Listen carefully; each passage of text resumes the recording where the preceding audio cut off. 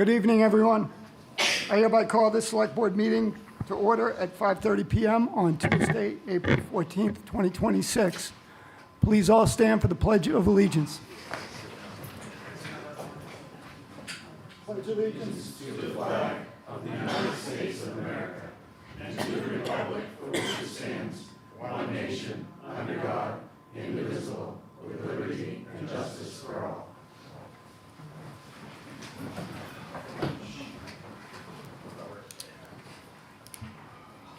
We're going to start this evening off with the town manager's report. Donnie Zalewski. Hi, everyone. I'd like to thank all the department heads and employees of the town of Skowhegan. They've kept their heads down and they've worked hard, and I appreciate that, every single department. Moving forward, we are concentrated on the budget and the annual report, and getting that out timely, getting all the warrants together so that government function can continue effectively. Thanks. Thank you, Donnie. We're going to move on to department and committee reports, and we'll start off with Chief Bucknam. No reports. All right, thank you, Chief.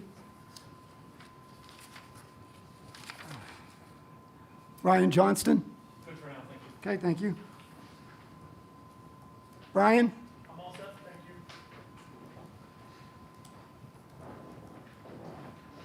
Gail.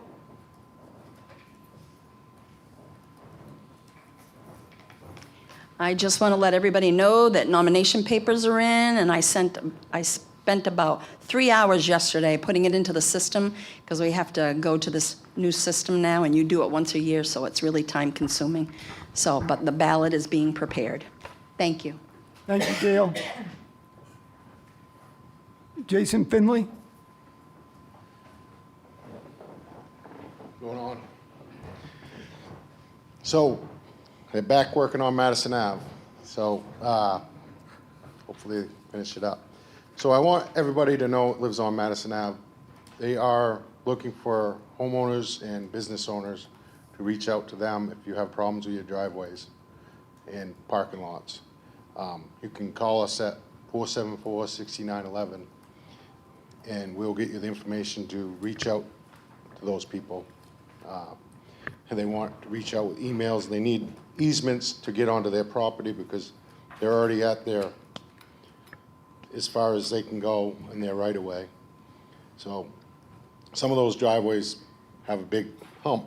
They can't get that stretched out there unless they get easements from you to get onto your property. So therefore, you need to reach out to them. They will reach out to me and I'll give you the information and you can get it taken care of.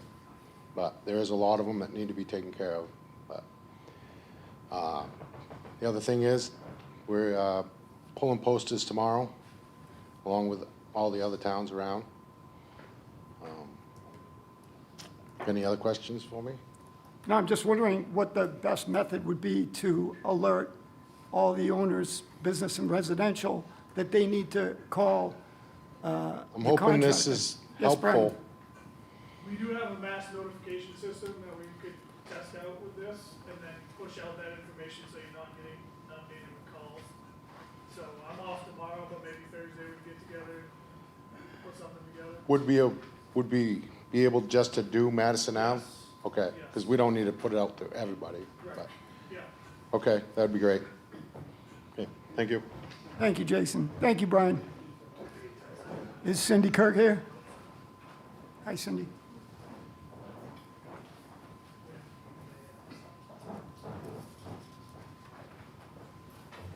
Just a quick update, we are back to being fully staffed at the facility. So we are back up to 5 full-time employees. Our new employees doing great. We have received the new forklift. It's wonderful, perfect, does everything that we need it to. Still waiting on a diagnosis on our other Clark one right now. So just got back from the Maine Resource Recovery Association conference today. A lot of new stuff coming down the pipeline for recycling and options. It was pretty scary what they told us as far as how many years these landfills have left. Waste Management's looking at about 12.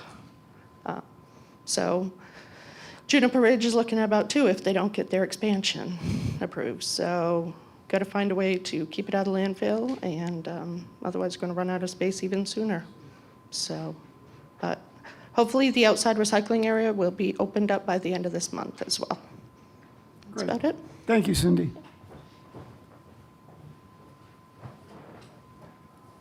All right, we're going to move on to items by the public. If you want to speak, please step up to the mic. Chris? I just want to give you guys a quick update. Donnie, thank you for getting with Brian and getting the letter for the access road. The state's got that. They've given us the preliminary. Basically, they're going to start to do the looking at the North Ave and looking at that access route and seeing what needs to be done or what we as a town or an ATV club needs to do to make that happen. So in the next month, 6 weeks, I should hear something back from that.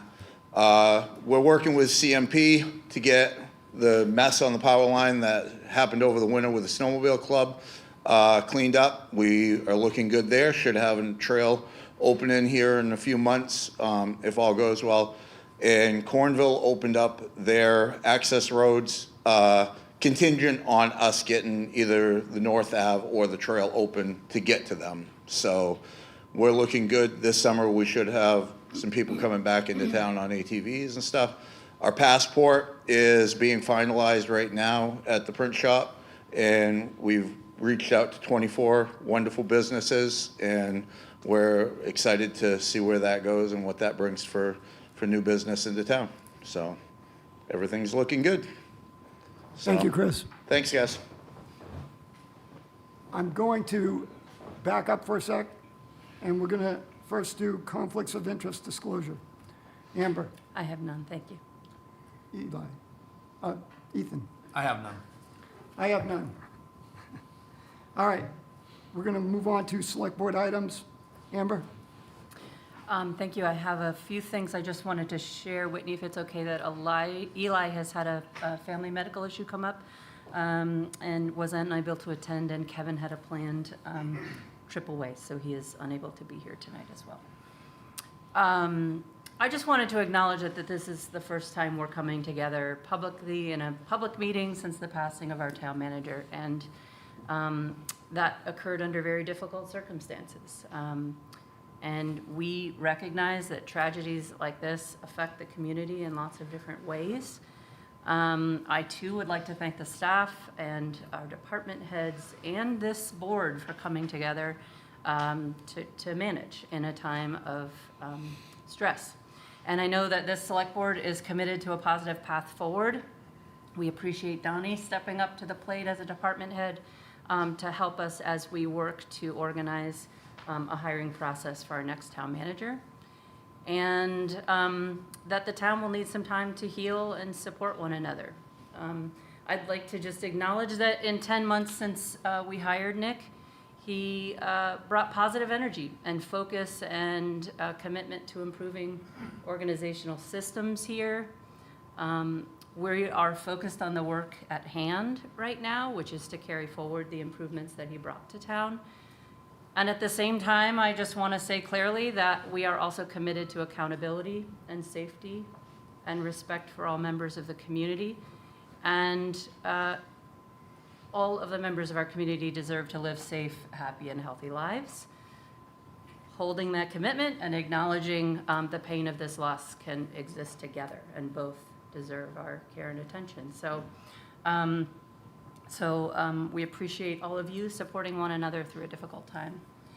I'm happy to, Whitney, if you'd like, just address, you want me to talk about the hiring process and Absolutely, what we're go doing? We've had some questions, and again, this is our first time being together in public, so I just want to share that this select board is committed to a thorough search and proper vetting of our next candidates for town manager. We have had an outpouring of support from Maine Municipal Association, members of the community who are willing to help participate. And so please know that we are reviewing the job description for any refreshing that is needed at this time.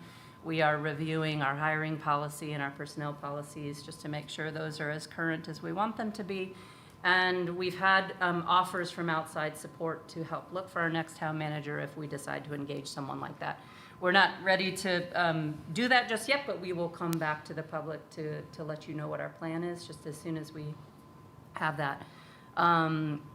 Pursuant to Maine law, this select board has the authority and responsibility as your elected officials to keep the wheels on the bus, so to speak. So it is customary to look to a department head to help in an interim capacity, which is why you saw us appoint Don Zalewski fairly briskly, because there is everyday business to tend to, and we appreciate his willingness to serve. And so please know that we will come back to you as there is more information to share. Anything more you want to say about that? Doing great. Okay, one other thing I'd like to add, and that is just that in our packets for tonight, but missing from the agenda, is the potential consideration of an emergent downtown TIF application. I chair the TIF advisory committee.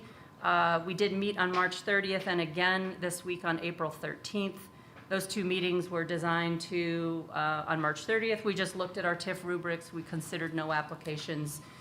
We had a chance to have a good, healthy discussion around what we've heard in terms of feedback and what people are looking for in that TIF process. And then this week on April 13th, we had a chance to hear from applicants at Merrill Hyde 40-year in Uni, and I see John and Mark here tonight. I am hopeful that because this is an emergent application that pertains to a masonry wall that is degrading and threatening a neighbor's business and the integrity of their roof, and some water damage happening currently, that with the select board's permission, we might, that I might request a discussion and decision on the Merrill Hyde 40-year in Uni application under the other business section of tonight's agenda, if possible. Thank you, Amber. Ethan? I'm all set, thank you. I just want to reiterate a lot of what Amber said. This has been an extremely difficult time for the town, but it always seems like when you come up against really hard battles, that you see the best in people. And I am so proud to have a board like this. Everybody on it got together, and we did our best. And I was very impressed with all the employees who pulled themselves together and just keeping the show running. And that's what it's about. We're here to basically stabilize and move forward. And we're doing our best. All right, with that said, we're going to move back to items by the public. Is there anybody who'd like to speak?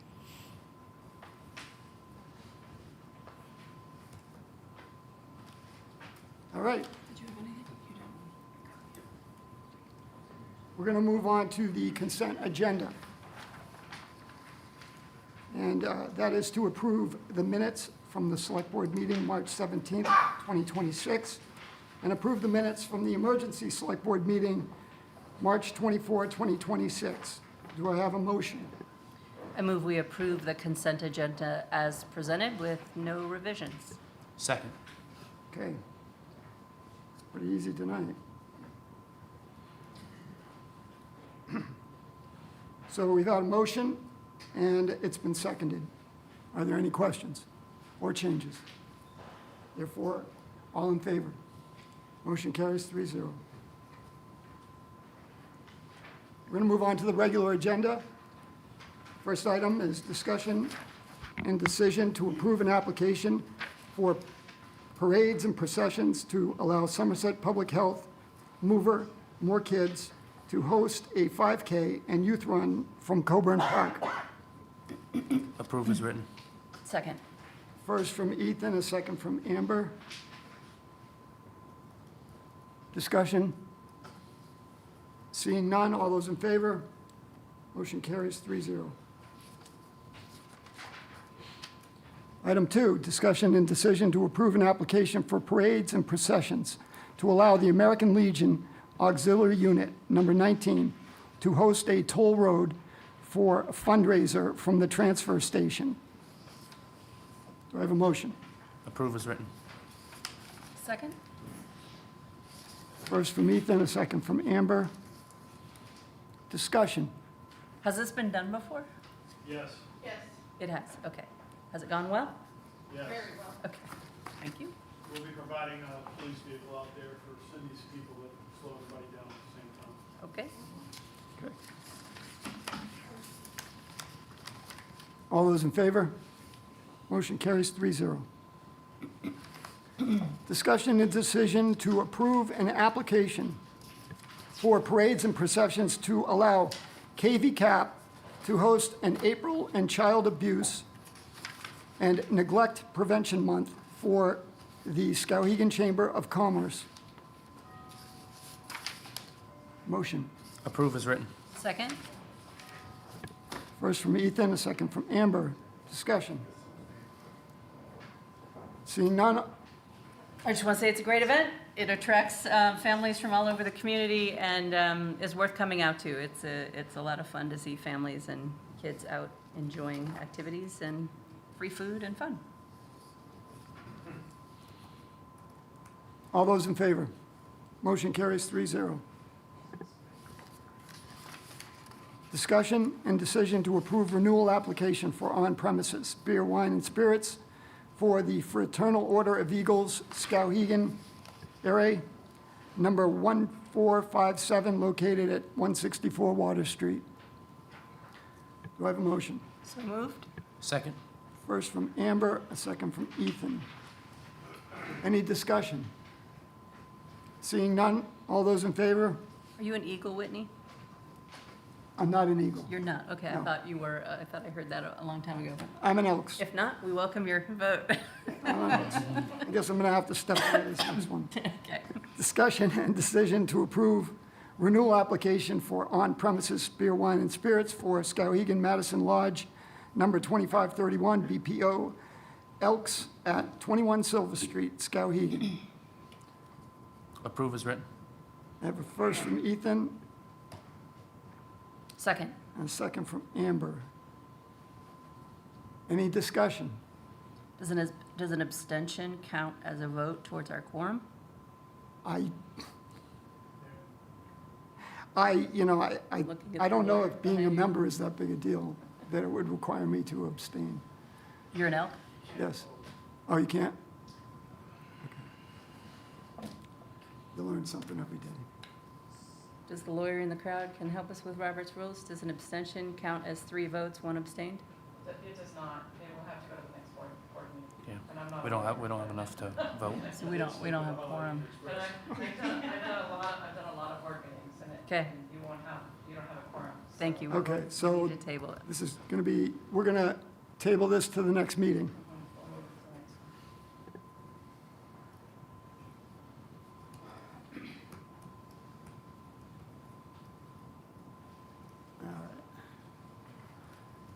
Item 6, discussion and decision to approve renewal application for on-premises beer, wine, and spirits for Washburn Enterprises LLC, Central Maine Family Fun Bowling Center at 414 Madison Avenue. Approve as written. Second? I have a first from Ethan and a second from Amber. Any discussion? Seeing none, all those in favor? Motion carries 3-0. Discussion and decision to expend $1,046.81 from the Recreation Department Reserve Building account for hearing system repairs in the community center gymnasium. That's heating, actually. That's heating. Yes. It's all right. So moved, as written. Second. I have a first from Amber and a second from Ethan. Brian, it's pretty simple, right? They had a piece that went on the, what was it, the stack? Yep. All right. Any other questions? All those in favor? Motion carries 3-0. I did want to make a note that Denise sent her apologies that she wasn't able to make it. Her car broke down. Oh. Sorry, Denise. Item 8, discussion and decision to approve the appointment of Donald Zaleski as Safety Commissioner, Agent to Overseer of the Poor, Purchasing Agent, Tree Warden, Emergency Management Director, General Assistance Director, and Public Access Officer. Do I have a motion? Approve as written. Second. First from Ethan and a second from Amber. All I have to say is, that's all. That's it, right? All right, any discussion? Just that these are customary appointments to allow Donnie to do the business of the town. Customary of anyone in the town manager seat. Yep. Thank you, Donnie. All right, all those in favor? Motion carries 3-0. All right, discussion and decision to approve Cynthia Kirk to expend the amount not to exceed $4,606 from the Solid Waste Reserve Account, number 60016502. That's the solid waste equipment designation for repairs to the transfer station gate. Approve as written. First from Second. Ethan, second from Amber.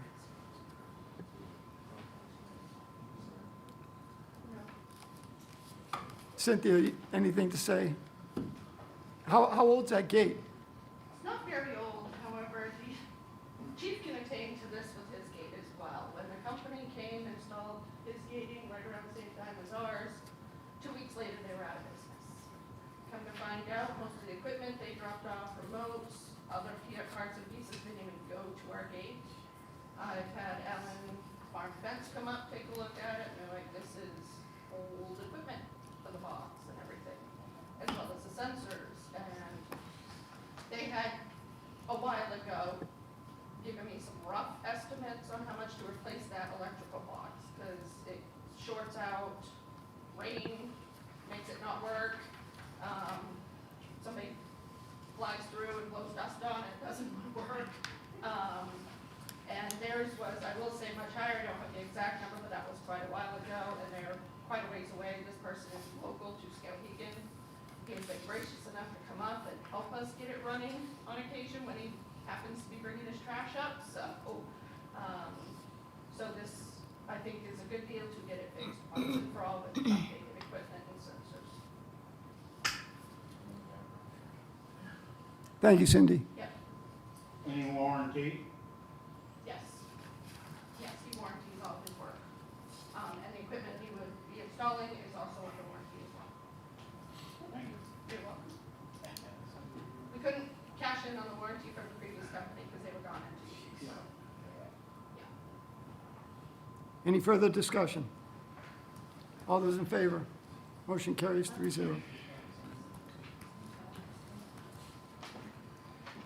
Discussion and decision to approve Ryan Johnston's request is to seek consideration and approval for Deputy Chief Anthony Barton to utilize the Skowhegan Fire Department C2 command vehicle as a take-home vehicle.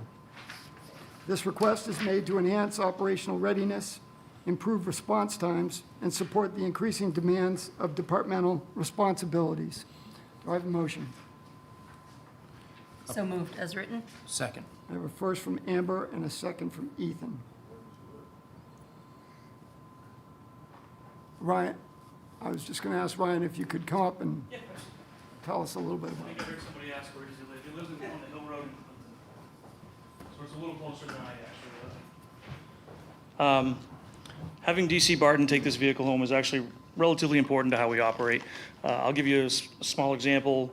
Last Saturday night, I believe it was Saturday, it might have been Friday, it might have been Sunday, but we had a fatal accident on Route 2. I live in Oakland, I'm 35, 40 minutes away. 40 minutes to get to an accident like that, I can't take command of that. All hands are busy doing something like that. Anthony's in Clinton, he's 15 to 20 minutes to that accident. He can come in, take command, do the things he needs to do so our people can do the work that they need to do, which is the hands-on. And then when we're running short that evening, we only had 2 firefighters on duty that evening, so he has to be there, or somebody has to be there. I can't get there in time to do anything any good, right? So him coming in with that vehicle allows him to not have to go to the station, get his gear, get his vehicle, bring it here, and then take command of that. It'd be just like me coming from home. He has a pickup truck, so he can put his fire gear in the back of that and go home with that. But then he comes to work every day, takes it out of his vehicle, brings it to the other vehicle. There's just a lot of shuffling with that. It would be much easier for him to do it that way. Budgetary, we are way under for fuel usage. We own the vehicle already. He uses it on a daily basis already. So it wouldn't be that much more wear and tear on it, and it would make it much more operational for us and much safer for our guys out there that are working. So I'll entertain any questions. How many people in the department take home vehicles? Myself, So this would be. this would be 2, yeah. Yeah. And there's a lot of times when, like, coming up, I'm going to be having surgery in May, so I'll be out for anywhere from 4 to 6 weeks. My plan is, if this doesn't work, is to just give him the truck that I'm in for the next 4 to 6 weeks to have him come in. But it'd be, again, much more manageable for him to have that vehicle to take home and make those things happen. Like I said, we're under the fuel budget, so the fuel budget really isn't an issue. The maintenance on the vehicle, we take care of the vehicle very well. It is an older vehicle. It does need maintenance here and there, but we've been bringing it to the town garage versus Heights or any of these other places that cost us an exuberant amount of money. So, I mean, cost-wise, it's, for me, it's a no-brainer. And it'd be much more operational, so. And we do have some precedent in the town to allowing this sort of thing, particularly in a role where you are in an on-call. Yeah. The nature of your work is on-call. Correct. Whether you are coming from home or coming from the Correct. station. And, I mean, I did some quick numbers before I came down here. Most departments justify it with going on as little as 20 to 30 times a year from home on calls. And just the short time that Anthony has been on, he's come in on calls, I think it's 11 or 14 times already at night. So, and he's been on since mid-January. So we're way over the average of coming in off duty. I see the importance of this, but I also see that eventually we're gonna need another new vehicle. Eventually. So we do have a plan for that. It is gonna be but an yeah. added cost. What is there, because we have mutual aid with like other towns, do Mm-hmm. we get paid at all for that? Because we have full-time firefighters all the time, Mm-hmm. and we might be getting, We do not get paid for mutual aid. because we might, I mean, they might send their part-time or their I on-call. can tell you, I just came from a brush fire on East River Road. There were 7 Skowhegan firefighters there, and there were 15 or 18 other towns, community firefighters there. So we had Clinton, we had Canaan, Fairfield, and Madison was covering our station, and Norridgewock coming in. So we had 5 other communities come to our town for mutual aid, and we don't pay them for that. That's what the mutual agreement is. And one of the things like today was a brush fire. So we don't have a lot of brush fire equipment. We don't have any vehicles for brush fires. We rely on those other towns to bring them here because we have a ladder truck. So we go to these other communities with our ladder truck, so it's kind of a payoff for that. It just sometimes seems like we have a lot more, we have better equipment and we have more readily available personnel because they're full-time and they're already at the fire station. Not So it necessarily. just seems that it's not really mutual, I guess.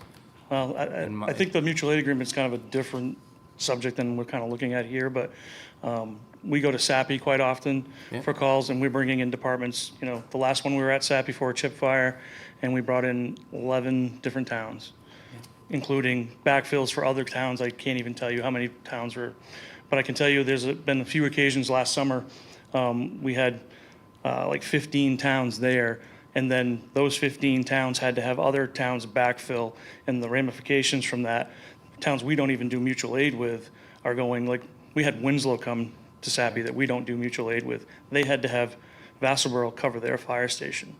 Sydney came in to cover Waterville's fire station. So it's an epidemic for firefighters nationwide, not just Skowhegan, Maine, but there's a problem nationwide. And the recruiting and retention ours is going a little bit better. We have a lot of newer people coming in, but those new people, they cost money to train them and it takes time. So, I think we're going to be having this discussion at the end of the meeting when we go through the budgets.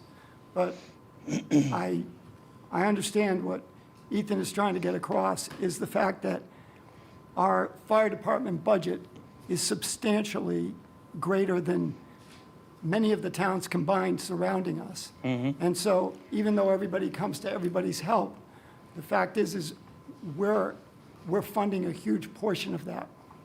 And even if it was the way it used to be, as we're going forward and we realize the expenses that we're incurring with public safety, we need to find other ways to deal with it because the town is struggling to pay the expenses. Yeah, I agree with you, but I can get you the numbers, I don't have them tonight with me, but I can get you the numbers of how many times we call mutual aid and what they bring to us versus what we send out. I think you'll be surprised at the answer. Sure. I'd I'd be appreciate interested. that too. Yeah, absolutely. I'd just be interested in seeing what their budgets are relative to ours.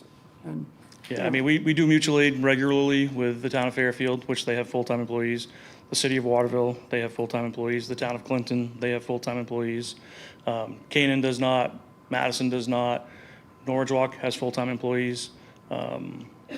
So, yeah, I mean, they don't have as many as we do. They're not as busy as we are, but, yeah. But I can get you those numbers as far as where we go and who comes to us and what those numbers are. That's easy. thank you, Chief. Yeah, no problem. Oh, Anything yes. else? Okay. How does the cost of using this truck back and forth to work compensate for, is it equipped with first responder? Yes. 'Cause I know we had this issue in the past.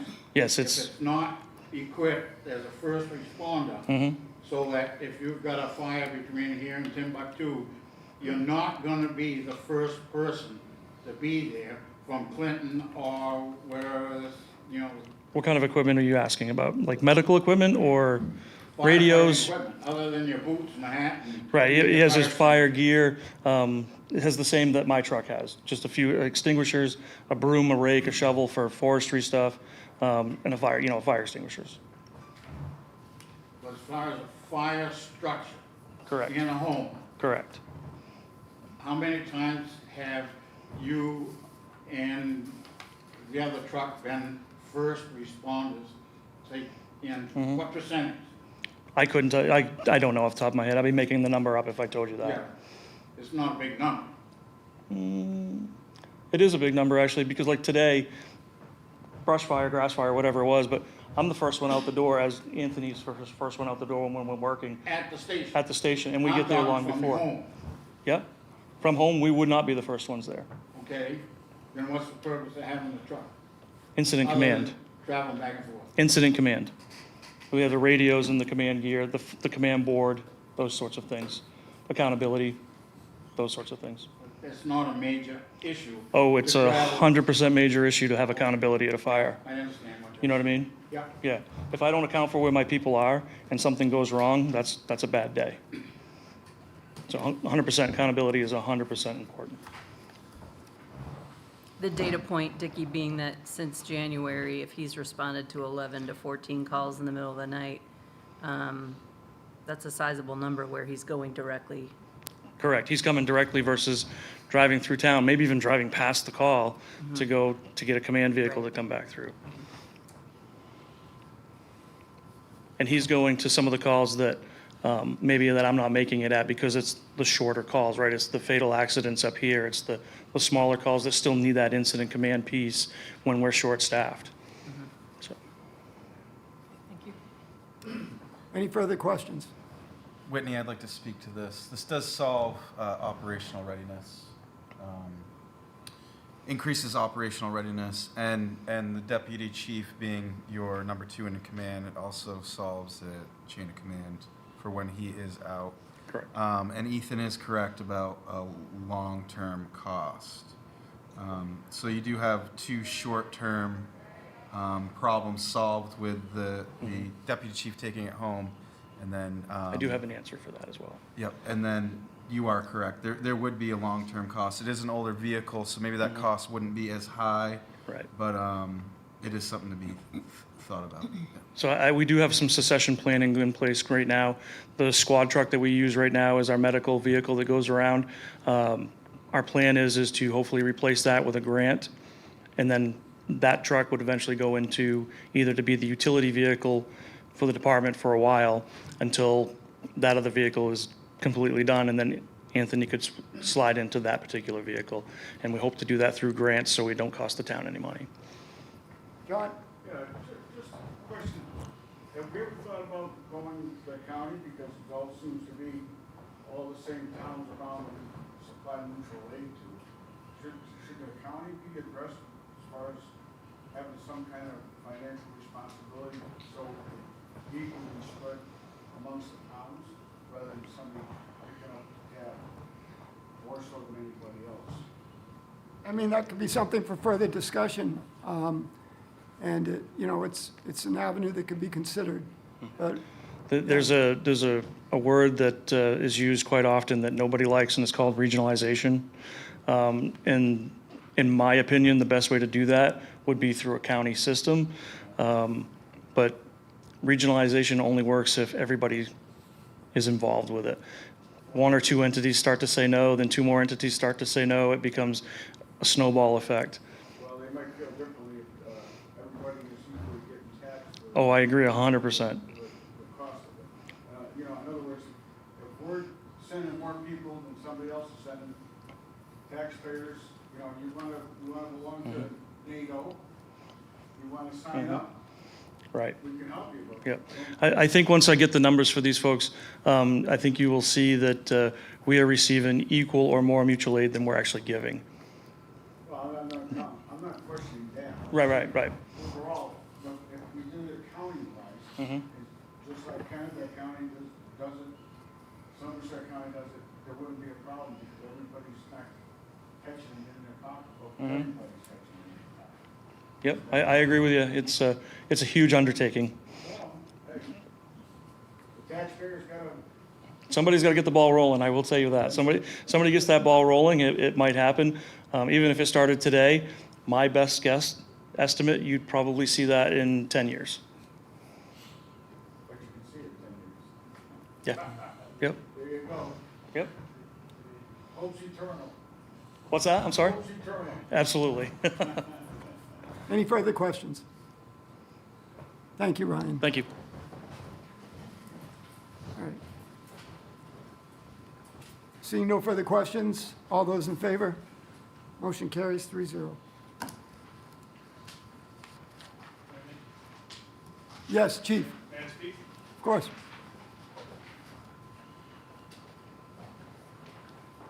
So I was very excited to see this on the agenda tonight, because it's been something that we've all been pondering up there at the Public Safety Building. Everything that Deputy Chief Johnson Chief Johnson, my apologies, Ryan. Chief Johnson spoke about tonight is 100% accurate, and that same issues that he brought up falls onto the police side as well. I had been looking to approach this at some point. He beat me to it, and I think this is a great opportunity, since we've already broached the subject, to look at doing the same thing on the police side, so that my number two, when he responds here, is not passing by a police scene of an officer-involved shooting or anything else and going up there to get his gear and come back to that scene.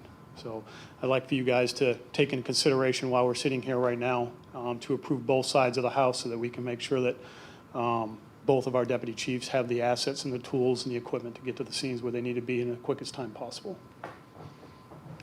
Chief, I appreciate you bringing that up. I think at this point right now, we should postpone a decision until the next meeting. Also, we would have more of the board members here. I'm confused. I thought you wanted us to make a decision on. I did. You made a decision with the three of you. I'm just concerned why you wouldn't make another decision with It's the not three on of the you agenda. now. I understand that, but we're on that topic. I mean, I'm happy to supply the exact same writings that you're looking at now, but I feel like I'd be wasting the board's time by putting that onto the agenda when we're already on this topic now, and you've already approved one side of the house. Right, but we had all the backup documents to review and look at that he provided. And we had a chance to look at the agenda. I'm not comfortable just passing this or making a motion to do that. I think that it's reasonable to wait until the next meeting. If that's what you'd like to do. I would. All right. Thank you, Chief. All right, we're going to move on to item 11.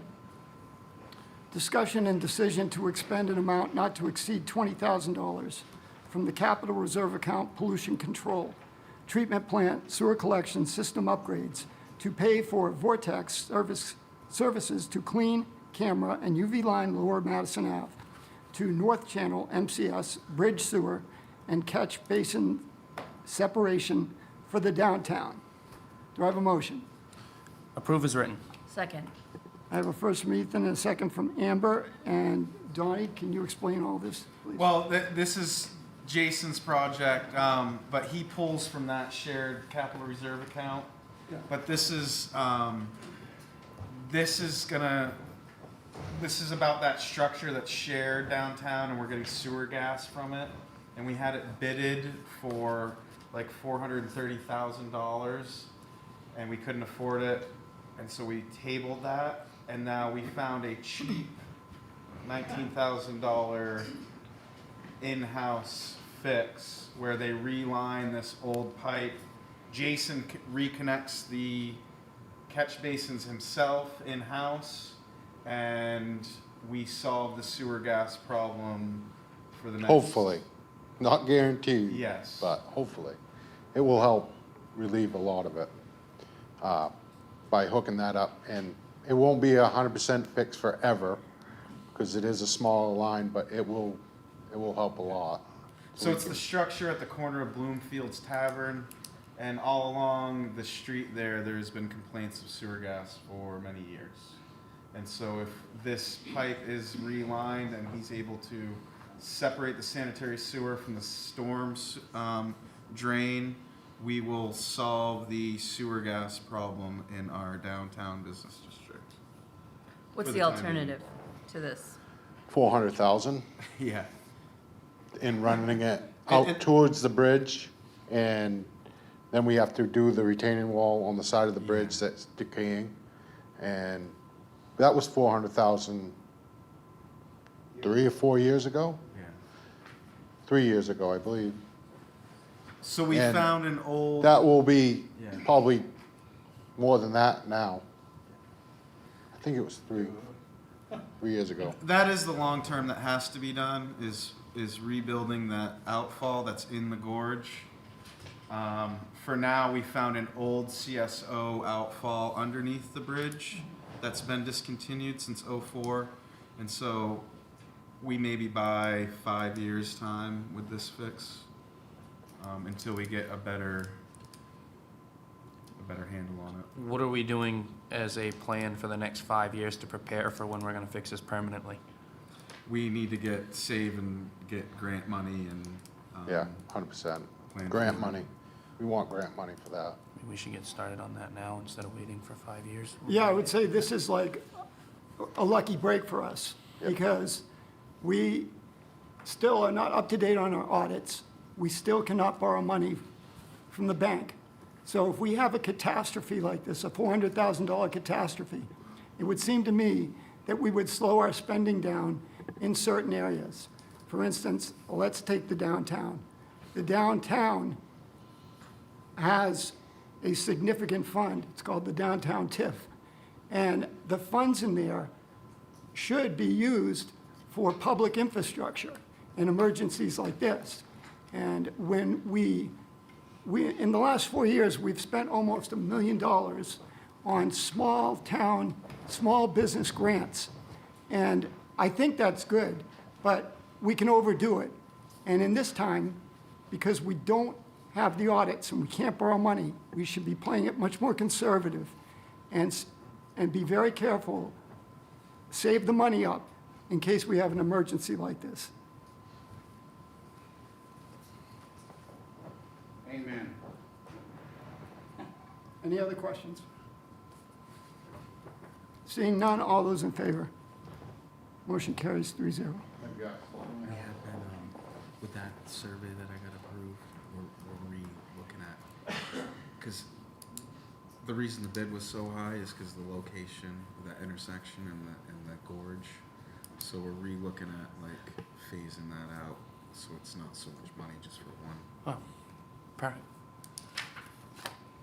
Okay, the next item is discussion and decision to renew landscaping contract with York's Landscaping for 1 additional year with the same contracted amount of $45,000. Motion. So moved. Second. We have a first from Amber and a second from Ethan. Jason? Do you guys got any questions for me? The reason this is not going out to bid is because we can renew with existing contractors under existing terms. Yeah, and I think it's a good deal. I think it's a good deal, too. Same price Yeah. as last year. He does a hell of a job, I think. Everything goes well.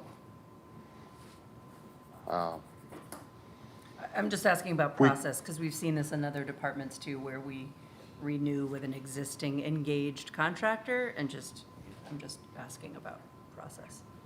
We have done it before, and I think it's a good idea to do it this year. Probably next year, we'll put it out to bid again, see what comes up. They offered to do it for the same price, and I think this day and age with the fuel prices and everything going up, and the wages going up, I think that's a pretty good handshake. Jason, haven't they been the lowest price in the last 2 years? Correct. So it's highly unlikely somebody's going to come in lower than them for this year, given the inflation. And honestly, we don't have time to put it out to bid right now. We gotta We get do, going, but yeah. we're gonna be 4 weeks before, and they really should be starting last week. Any further questions? Thank you, Jason. Thank you. All those in favor? Motion carries 3-0.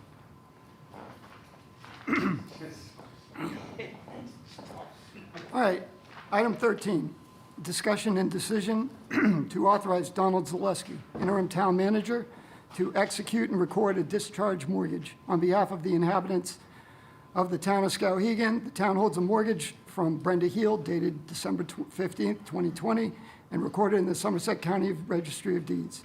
The obligation secured by this mortgage has been fully satisfied, and the borrowers have requested the town issue a formal discharge to clear their title. Approve as written. First from Ethan, Second? second from Amber.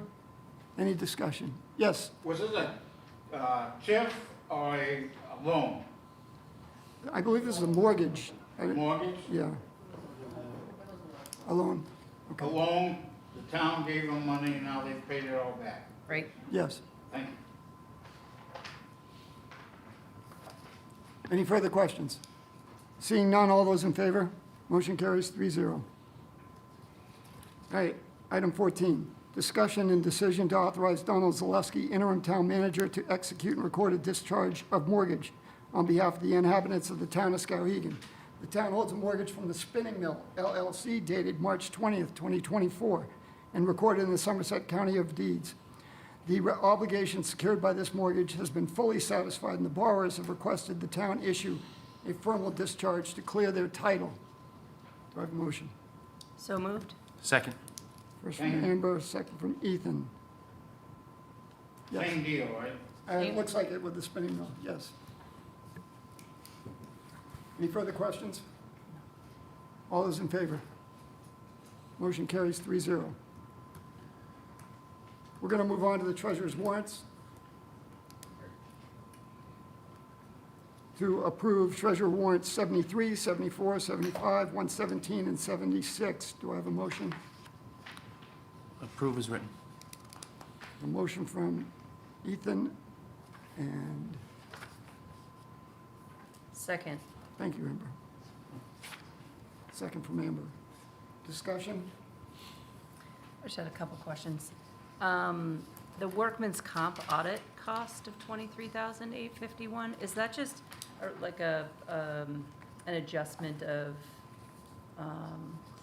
role classifications or number of employees? That's not one of my bills. Okay, and I apologize, I could have come and tracked you down earlier for that. I don't think I have any further questions. Okay. If no further questions, all those in favor? Motion carries 3-0. I'm sure we can get that answer. Okay, We're going to item G, upcoming meetings. We have a planning board meeting scheduled for April 21st at 6 o'clock at the town hall. We have the next regular select board meeting, April 28th at 5:30, right here. We have a TIF educational workshop, which is going to be postponed probably at a date to be determined. And then we're going to move on to other business. And in other business, we have the budget workshop, fire department, police department. That's when we're going to discuss the budgets. So, Before we get into the budget discussions, I move we take up the agenda item for which we had materials in our packet, but that did not make it to the agenda, which is the downtown TIF application by Merrill, Fortier, Hyde, and Uni for some emergent help with their building. Second. all right, we have a first from Amber and a second from Ethan. Let's have a discussion.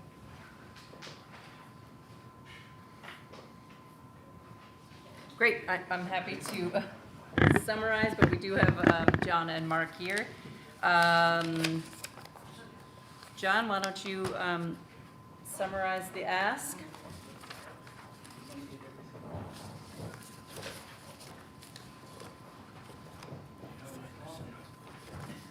In the December 24 and January 25 storms that came in from our east with horizontal winds and rain, we suffered some damage on the upper level of our east wall, and that is the wall that is over key appliance. We have been fighting with the insurance company. They want to say that there's no possible way that that storm could have damaged any bricks or forced any water in through those bricks. They don't explain how a bell tower at a lighthouse got knocked over from that storm, but nonetheless, they say that the winds weren't high enough to do that. We have then this winter had some successive damage from the weather and from the rain that was getting through. So portions of brick have fallen off onto the key appliance roof. We received 2 bids that you have seen in the packet, I believe. One of them is significantly less than the other.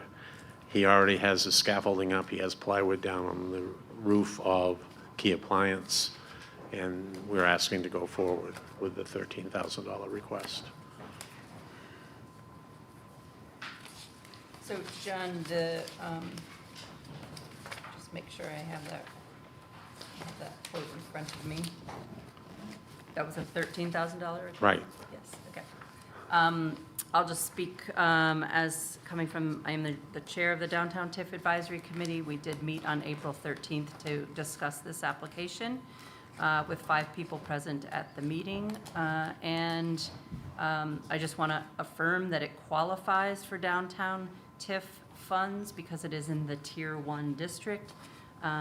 This is a brick facade repair to protect the building from further degradation, and bricks are falling onto the Portions of bricks, not whole portions of bricks, thank God. So it is endangering a neighboring building.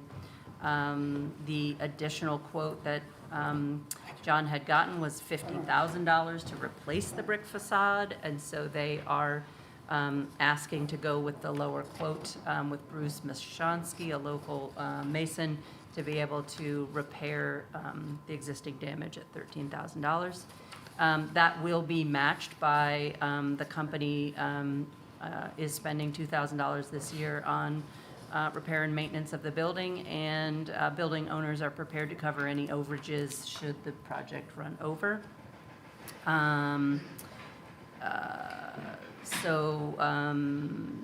The TIF Advisory Committee recommends unanimously funding, full funding at $13,000 and a grant to Merrill Hyde, Fortier, and and Uni. I will also say that Brian was able to come with current numbers for the downtown TIF accounts. We have $235,429 available in all downtown TIF accounts. Some of that is designated. Brian, are you still here? $158,608 of those funds constitute the reserve balance that we have available to work with us for downtown projects. So this project does meet all the criteria of our state contract for how we are to spend these funds. The $158,000 available to us does not include monies available that will be captured from the March tax cycle hitting soon in the amount of $76,821, which is estimated.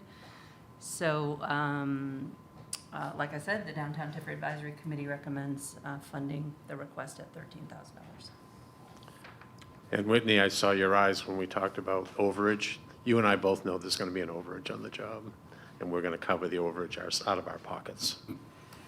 I think the issue I have with this is, first of all, not every person on the TIF committee was notified that there was that meeting, because somebody from the TIF committee had called me and said, I didn't get a notification. So I'm not sure that that went out properly. The other thing is it doesn't look really good when we have an emergency TIF meeting the day before, and myself, I don't have much time to look at it or review it. It's also going against what I believe we should be doing right now, is working on the downtown infrastructure. I myself am in the downtown, and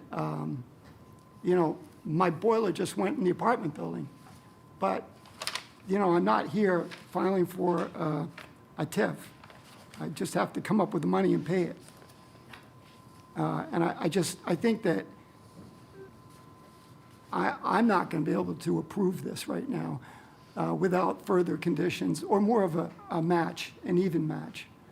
So just to be clear, Whitney, the Downtown TIF Advisory Committee met on March 30th for a review of TIF policies and procedures, and I know that you are on the committee. I know that you missed that meeting. We knew that this was coming on March 30th. We opted not to take it up until we had an application in hand, which is our process. And at the March 30th meeting, members present set April 13th as the next meeting, and that notification went out. So it was not an emergency meeting called quickly. The April 13th meeting was set March 30th to wait for proper materials. And I know that you've missed both of the last meetings, and I know that you're on the committee and you care about this issue. But inside the meeting is where we're hashing out some of this stuff, so it'd be great to have you if, I know you feel strongly about these things. I do. This issue with the bricks, when did it start? It started with those two storms in December of '24 and January of '25. So what was the reason it was not worked on before now? Because it wasn't in the situation that it is now after this winter's infiltration of water. We did not have bricks on the roof of the building next door to us, and we were fighting with an insurance company trying to get this resolved. Now, this winter, we found not whole bricks, but pieces of bricks that had broken off, had fallen on the roof next door. As a good neighbor, I don't want that happening, so we had to move quickly. Robbie Toll, who was already doing work on Key Appliance, put his bid in. He's done a lot of work for me at my house over the years. Bruce Mashonsky has done work for Mark at his house over the years. Both of them put in bids. You see the difference in the bids. I think Robbie was trying to give us a whole new wall, which is a good marketing tool on his part. Bruce looked at what needed to be done to make everything safe and whole, and that's what we're trying to do. And this is no different than the facade grants that we've given in the past. Yeah, this is different from the facade grant I know. program, and I want to be clear that one of the reasons we met on March 30th was just to go over the state contracts around how are we to spend these funds. And I know, Whitney, you're raising other ideas about how we can use the downtown TIF advisory, TIF funds, and in some cases, they are eligible expenses. But this is not a slush fund for the town to invest in town infrastructure projects alone. And so the rubrics that we are beholden to by contract with the state exist on our scoring sheet. And one of the allowable and ways that we are to spend this money is for the purchase, demolition, alteration, remodeling, repair, or reconstruction of existing buildings, structures, and fixtures. So it fits squarely within how we are to spend these funds. We look at all the other rubrics per the contract with the state. So does it protect jobs? Does it better health? Are there no adverse effects to the health, welfare, and safety of the community? Is there a match commitment? Will it get done within the approved period before 2035? You know, this hits all the marks, even though I know that you would like to see some of the funds used for other things. And there are town projects that could come to the TIF committee with an application for approval, certainly. Okay, Amber, there's many projects and many community projects that have been paid for with general tax money. We have Main Street, we have Coburn Park, we have all of the downtown. That's paid for with general tax funds, but it's for the downtown. It used to be some of that was paid for out of the downtown TIF originally. And in fact, close to $500,000 was used for general downtown, the beautification of the downtown, general macro infrastructure projects, sidewalks, the sewer line, whatever, landscaping. It wasn't until the last 4 years that we've gone ahead and spent $800,000 on small business grants without any conditions attached. And this is in a period of time where we can't borrow money if something goes wrong. It just isn't financially prudent to continue this way until we stabilize our finances. What I'm clarifying, Whitney, is that downtown beautification projects, sidewalks, some of the use of the downtown TIF funds to fund a contribution to Main Street, for example, is absolutely fitting of the criteria. We can still consider requests like that. There was a period of time when the TIF was put in place in 2007 that there was no downtown TIF advisory committee, even though there was supposed to be one. And so those monies were used initially for town projects because no one knew about the fund and there was not an advisory committee. So you are not wrong that this committee has recommended to the select board approval of more support for downtown business owners. At one period in the renewal process in 2017, there was interest in the town to see the allowable footprint of use of these funds expand, which we did as a town. That went before the town meeting for approval. So we're funding a larger area now with the ultimate goal of the downtown TIF being to increase property tax values by 2035 so that those captured funds go into the general fund. So I don't think we're entirely in opposition here, Whitney. I think we actually agree on some of these points, and I would like to see, because they are named in this contract, I would like to see groups like the arts group upstairs. It is named that we will work on the Opera House. They should be coming to this fund for funding. Main Street could come to this fund for funding. But again, John is a perfectly viable applicant for these monies. And your downtown is composed of small businesses like Mark and mine. That it's just the way it is. Skowhegan is not dominated in the downtown by the Walmarts and the Hannafords. All those businesses moved out. Yes, Ethan? I feel that the town as a whole needs to get the spending under control so our taxes don't increase, because I'm 30 years old, and when I'm 55, 60, I'm not gonna be able to afford to live here anymore because we spend so much money. I feel that the TIF is supposed to put money back into the town. It's supposed to, and we have a rubrics to decide on the projects, but what's not going to make the town worth more money is when our sewer system fails and we have to replace it. We don't have a sewer system. I feel that we need to budget our money like everybody else in the town, the county, the state, the country, that we need to budget our money and prepare for situations when we don't have a sewer system or our sewer system fails. And that's where I stand. I don't want to really disagree with you, Ethan, but I don't think a sewer system, the repairs that you're talking about are going to qualify under the TIF to start off with. And you've got it fixed going now for 5 years, and the plan that we heard tonight was to get grants to do that one particular project, never mind other projects.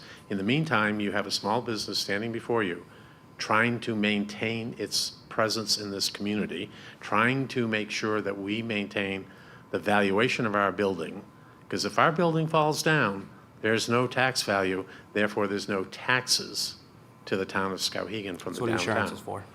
But John, I mean, we all own buildings, right?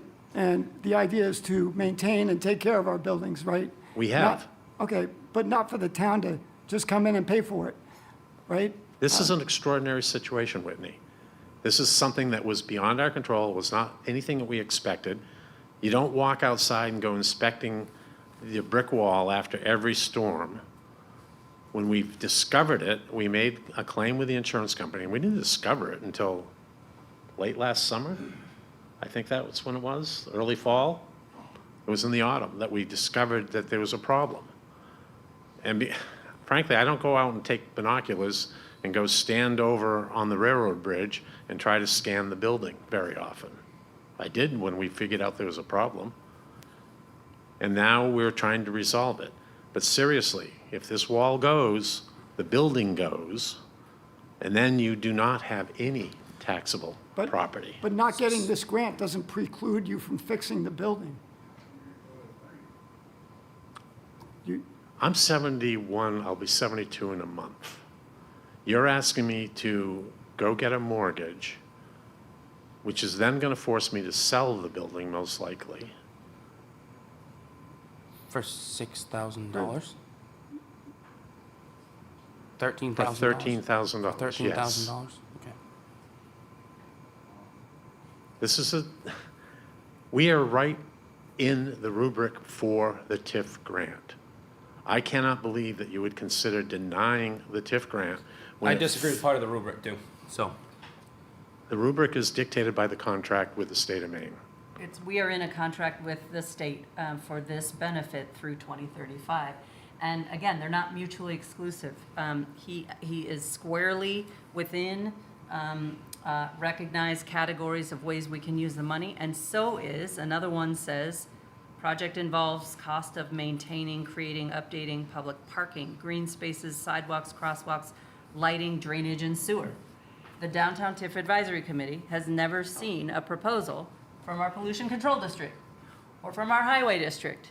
So get an application in front of the committee, and then it will come before the select board. We've never seen it, right? So bring them forward. Right now, the folks coming forward with applications are downtown business owners that need support. Were there any other applicants? Brian has 3, 4, where are you, I Brian? think I've got 6 now. That are still pulling together required pieces. So we have another date on the books to come back together and see those applications. Well, given our financial standing, maybe we should be putting a moratorium on these grants, because basically we're up at $1 million. We could have $1 million right now saved up in case we had a catastrophe. There's been close to $1 million spent on small business grants.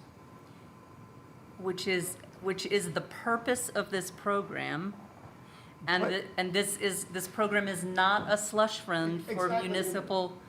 I hear what you're saying, but what I'm saying is our town is not financially stable because we have not had our audits done. And until we have our audits done, we should be very careful. We can't obtain grants beyond a certain amount, so we're stuck. I would say if we want to continue with this, what we should do is get our audits finished as soon as possible so that we can borrow money, so that we're in a better financial situation. But right now, we shouldn't be going full steam ahead, spending 130, 120, 228, 100, 227. That's from 22 to 26. Yes, the point of the program is to deploy the recaptured funds within a finite period of time to improve property tax values in your region. That is the point of the program, is not to hold on to it and save it like a bank. It is to deploy the recaptured funds. Well, We then what are still- we gonna do when we have an infrastructure issue that's gonna cost hundreds of thousands of dollars? We'll never have enough in this pot to cover something like that, and it takes different kinds of thinking and planning. We still haven't gotten any data showing how well the TIF is working. Because it includes appreciation of your buildings. So we don't actually have a real number on how much this has actually affected the town. I mean, I will say Brian is working on this, and that is the point of the TIF workshop that keeps showing up at the bottom of our agendas. Right, but the problem is that it's really not a measurable factor in terms of, without including how much of it is related to inflation over the past 5 years. That has to be pulled out to really determine the effectiveness. So wouldn't it be prudent to determine the effectiveness of the last 20 to 30 grants to see how well they've done? Because I see several of them are up for sale. When you are ready to schedule the TIF workshop, it would be beneficial to get representatives from the assessor's office to that workshop. Okay. Or the state department that runs the TIF workshops. But let's do it. I mean, if these are the questions you have, let's get that workshop to happen. Any further discussion? Oh, Gail.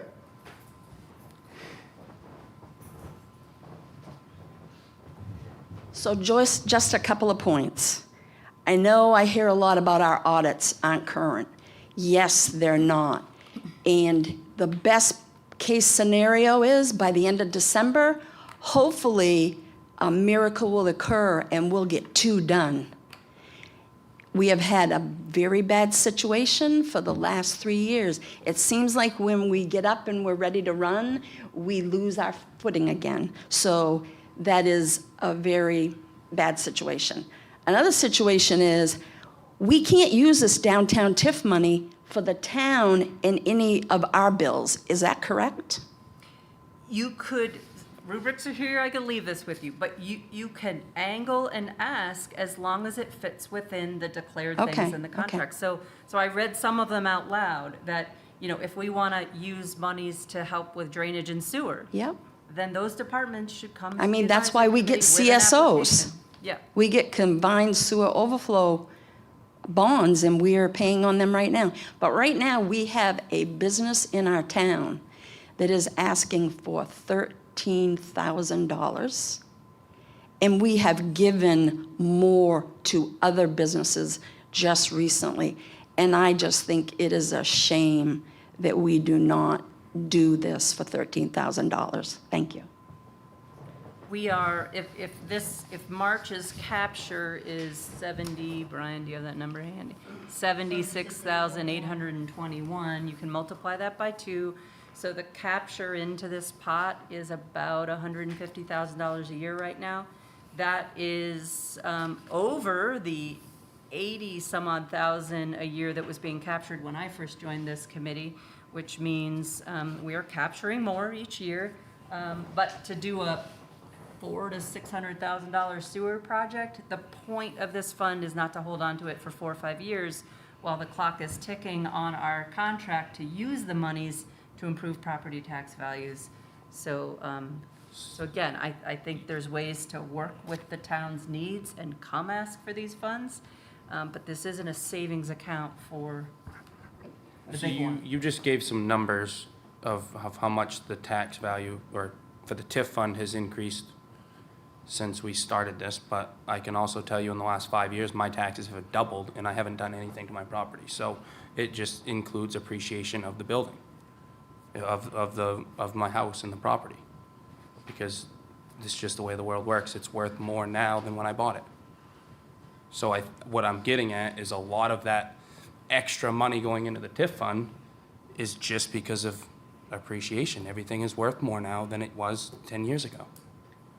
And just to be clear, then the capture is for a designated area of the downtown that is mapped out as part of this contract. So I it's not- understand. I'm just using This fund my- is not pulling from all of your property Right, tax I'm just values. using that as an example. A huge area in downtown, it pulls from all of my properties. Yeah.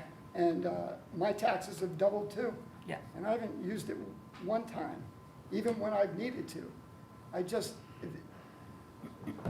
I think we should vote. I would just like to see the TIFs more like construed as a 50% low-interest loan or 0% loan, along with a 50% grant, or more of a 50-50. So the taxpayer or the grantee is more involved. And the way it is now, I'm not comfortable with it, especially with the emergency, not having all TIF members notified, which I don't believe they were. I And have the no fact is, knowledge of I that, don't even and have- I don't even have I the packet with me, because it was taken off the agenda. It was in the packet I Right, reviewed But before. I took it off because it wasn't in the agenda, so I don't have the packet. And Okay. this whole thing could have been looked at at the next meeting in April. Angel sent out a packet that had this application in it, so I reviewed it before But this. then it was taken off the agenda. And Whitney, by your next meeting, we hope to have the work done. That's why we're trying to do it now. And I'm sorry, but if this board is going to change the parameters of how this TIF works and stop supporting the small businesses in our downtown TIF area, that is a real sad moment for this town. That is not what I'm saying. It's not that I don't support you, John. It's just the fact that we are spending too much money, and I think it should go to more macro-related stuff, or it should be more of a 50-50. You've been in business there for a Or- long time. Or a small interest, like a low interest loan or something along those I mean, lines. The TIF doesn't run on loans, first you of can't all. expect the town to maintain You your can make it building. an interest, you can. We're turn it not trying to into- maintain the building, we're trying to fix a damage that is potentially going to damage a side building That is- to us. that Which the damage insurance that has been company going on deemed is for not years. from the weather. No, So it is not it's damage all that's been going on maintenance. for years. It was fine until that winter storm, those 2 winter storms. Everything was fine. I think we should vote, and again, Whitney, you don't have to like it, but that is the program that we are tasked with implementing. This is not a loan program. We have loan programs at the town, that's not what this is. If SEDC is giving out loans for this kind of thing and wants to come to the TIF committee and ask for funds to work with, to support these items in our contract, they could do that. This is not a loan program. And it's not a bank to store the money. It is to be deployed for these things. Thank you, Amber. All right, any further discussion? Seeing none, all those in favor? All those opposed? It's a truly sad day for the town of Skowhegan.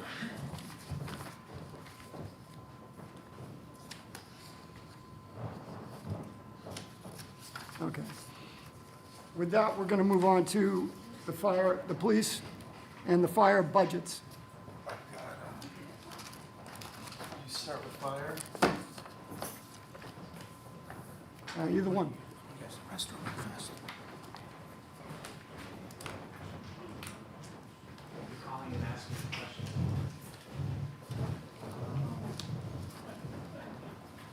That's the breakdown, they have it, and the two positions in there.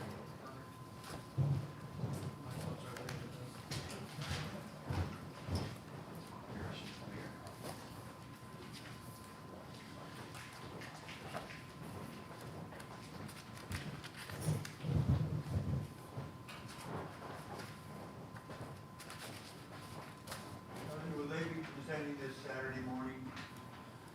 Yes. Budget committee? Yeah, so Nick had started a review process, and we're 70% of the way through. So we thought it would be appropriate just to continue the process. And so the review on Saturday will also be a review. But I think it's good because everyone will be well prepared and have all the proposed budgets. And so when we finally do have a combo vote meeting, I think that's still in the air of what that structure would be, but it should be a lot smoother than last year's combo meeting because everyone will be well prepared.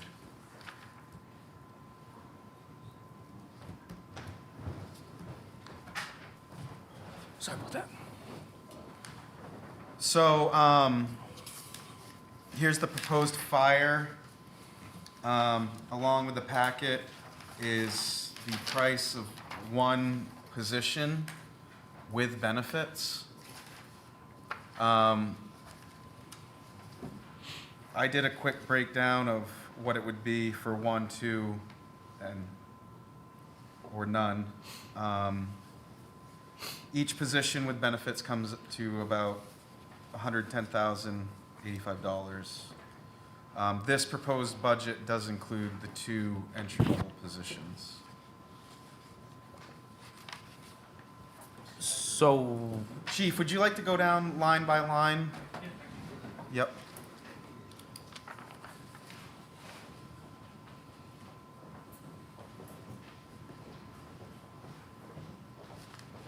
Just gonna put my- I did a little breakdown. Percentage would be 17.5 with everything. You take one away, it's 11 increase. You take all of them away, it's a 6% increase around. I'm gonna write those numbers, 70. And it's around, I rounded up to the whole number. Good to go? 11%. Question. So, we're talking about the personnel services, the regular, and I'm proposing to add, it's 2 positions, but we're doing them, or attempting to do them staggered. Is that how that's in here?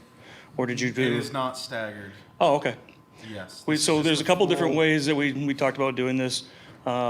Starting 2 new people out, July 1, or whenever we can get them hired.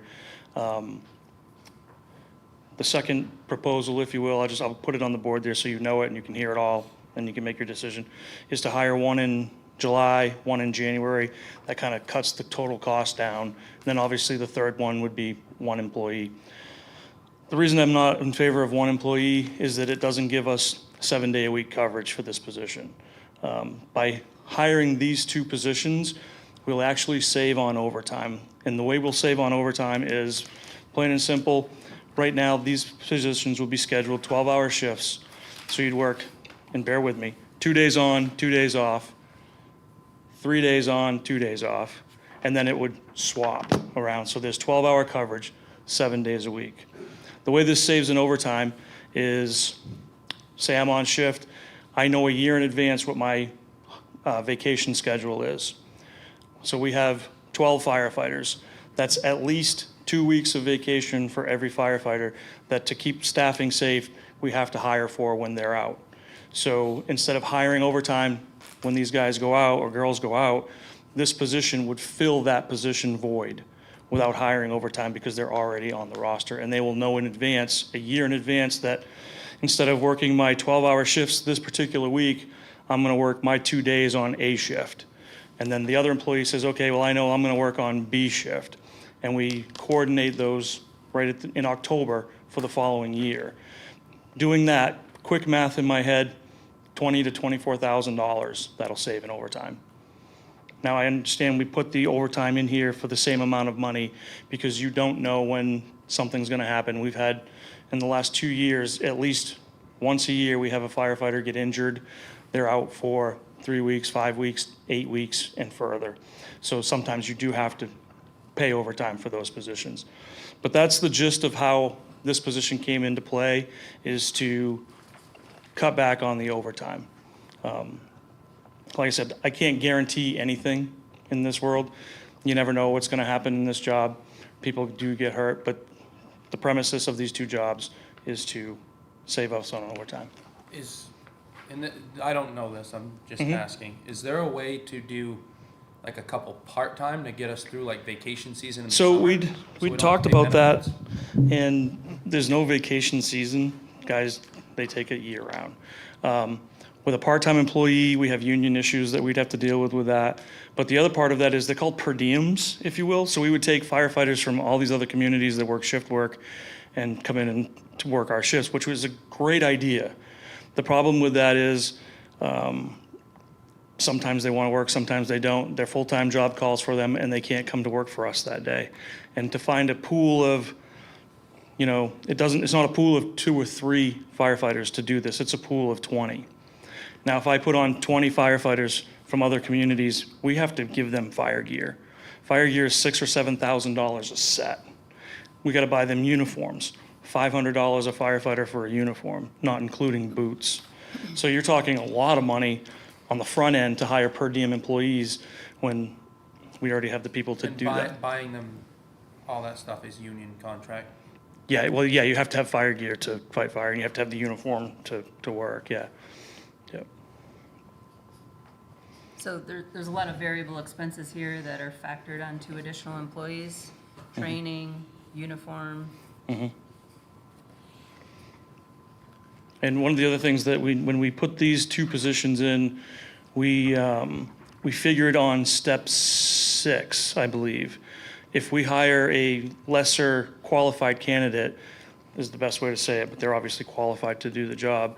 A brand-new firefighter, they're not gonna come in at step 6, so this cost will actually go down a little bit. How many total employees in the department? Full-time? Full and part? So full-time, there's 12 full-time firefighters, the deputy chief and myself, so 14 full-time. And the call department waivers quite often, we're right around 14 to 16 right now. And how many on each shift? Right now, there's 3. And I'll add that 3 is not a good thing. We have this thing called 2 in and 2 out. I think I've spoken about it here before. So when our firefighters show up, we're already behind the 8 ball. So I can't do 2 roles at once at a fire. I can be the incident commander. The pump operator can be the pump operator. So that takes us away from our 2 outside positions. Only one of the 2 of us can hold 2 roles. So if that pump operator holds that second role as the outside firefighter, we're still 1 firefighter short. And then when that firefighter has to go in to rescue those other 2 firefighters, now we are 2 firefighters short. So that's one of the reasons behind this position, is to give that 4th firefighter, so we do have that 2 in and 2 out. Another question, how does our staffing, numbers-wise, compare to Waterville? We're a lot lower than Waterville. Waterville has 8 per shift right now. I'm sorry, they just got 4 more, so they have 8 or 9 per shift. Fairfield has 4 per shift, 4 or 5, 4 per shift in a day position, I believe. Clinton has 1 full-time and a per diem position. I think so. Yeah, the ones that are comparable. Oakland has 4 full-time positions. How about Winslow?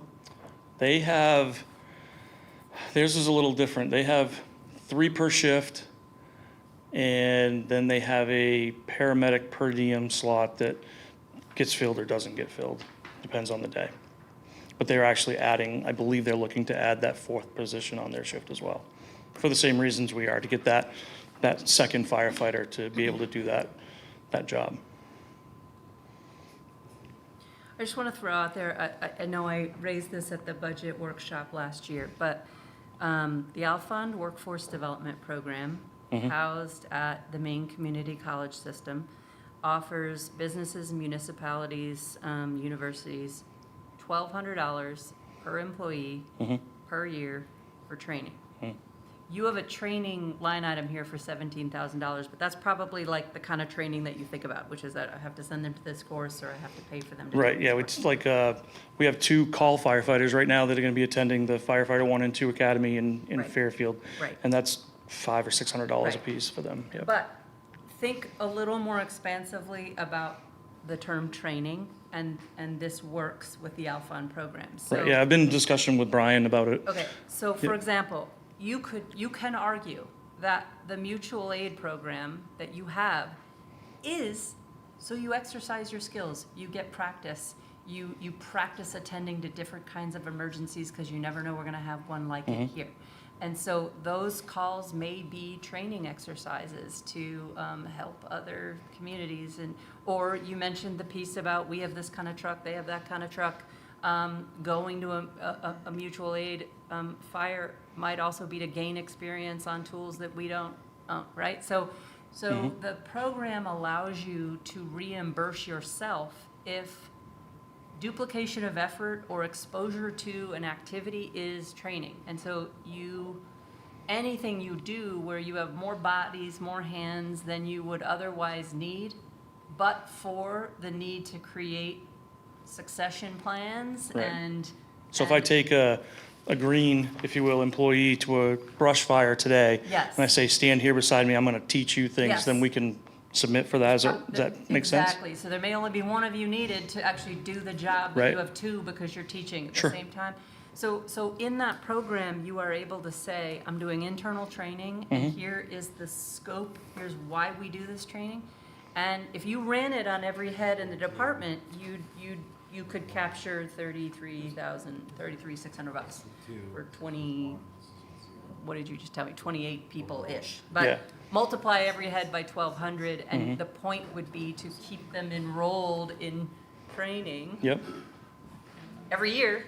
And Sure. you can ask for that every year, $1,200 a year for every employee, up to $250,000 per business or entity. So you won't touch that with Oh, no, your gosh, yeah. department. But I think Denise is already accessing this for some of the training. that's a great idea. Yeah. in-house. I was under the assumption that it was just for, I send you to this particular class, it's $700, we get $350 That works back. too. Right, that's That what we, works as well. that's what but- we've been doing but so the far.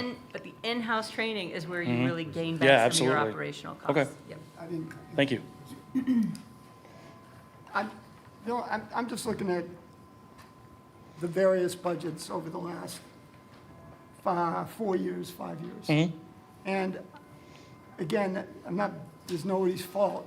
It's just, this is the fight that the town has right now, is we've got a lot of people in town who haven't gotten raises, they're living on fixed income, the whole thing. And we have the fire budget here. It's gone up, 12%, 15%, and from 23 to 27, it went up 62%, basically.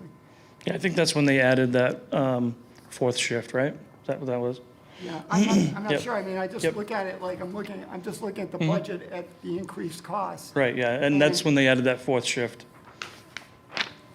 And again, this is, I think what I struggle with is, this 1 year increases amounts to, I think it amounts to about a 20% increase. Yeah, 17.5. Well, that's with the reserve, sorry. It's 20%. Yeah, without the reserve. 17 with the reserve. Yeah. Without the reserve, I have 19.9. Oh, with the reserve. Yeah, sorry. Oh, yep, okay. So I imagine this spreadsheet is built in such a way that if the assumption were one additional person, Right. it's tethered to the variable costs, to the variable expenses? Well, this is the max. This is with the 2 positions. So if we came down, we would remove with that 110 per, between benefits and payroll. He has the. Yeah, I'm just saying, it's tied to, your number of heads is also tied to how much training you're gonna do, what the uniforms cost. Can you speak to that, chief, if depending on the number of positions? So we don't I don't say we give $400 per firefighter for uniforms.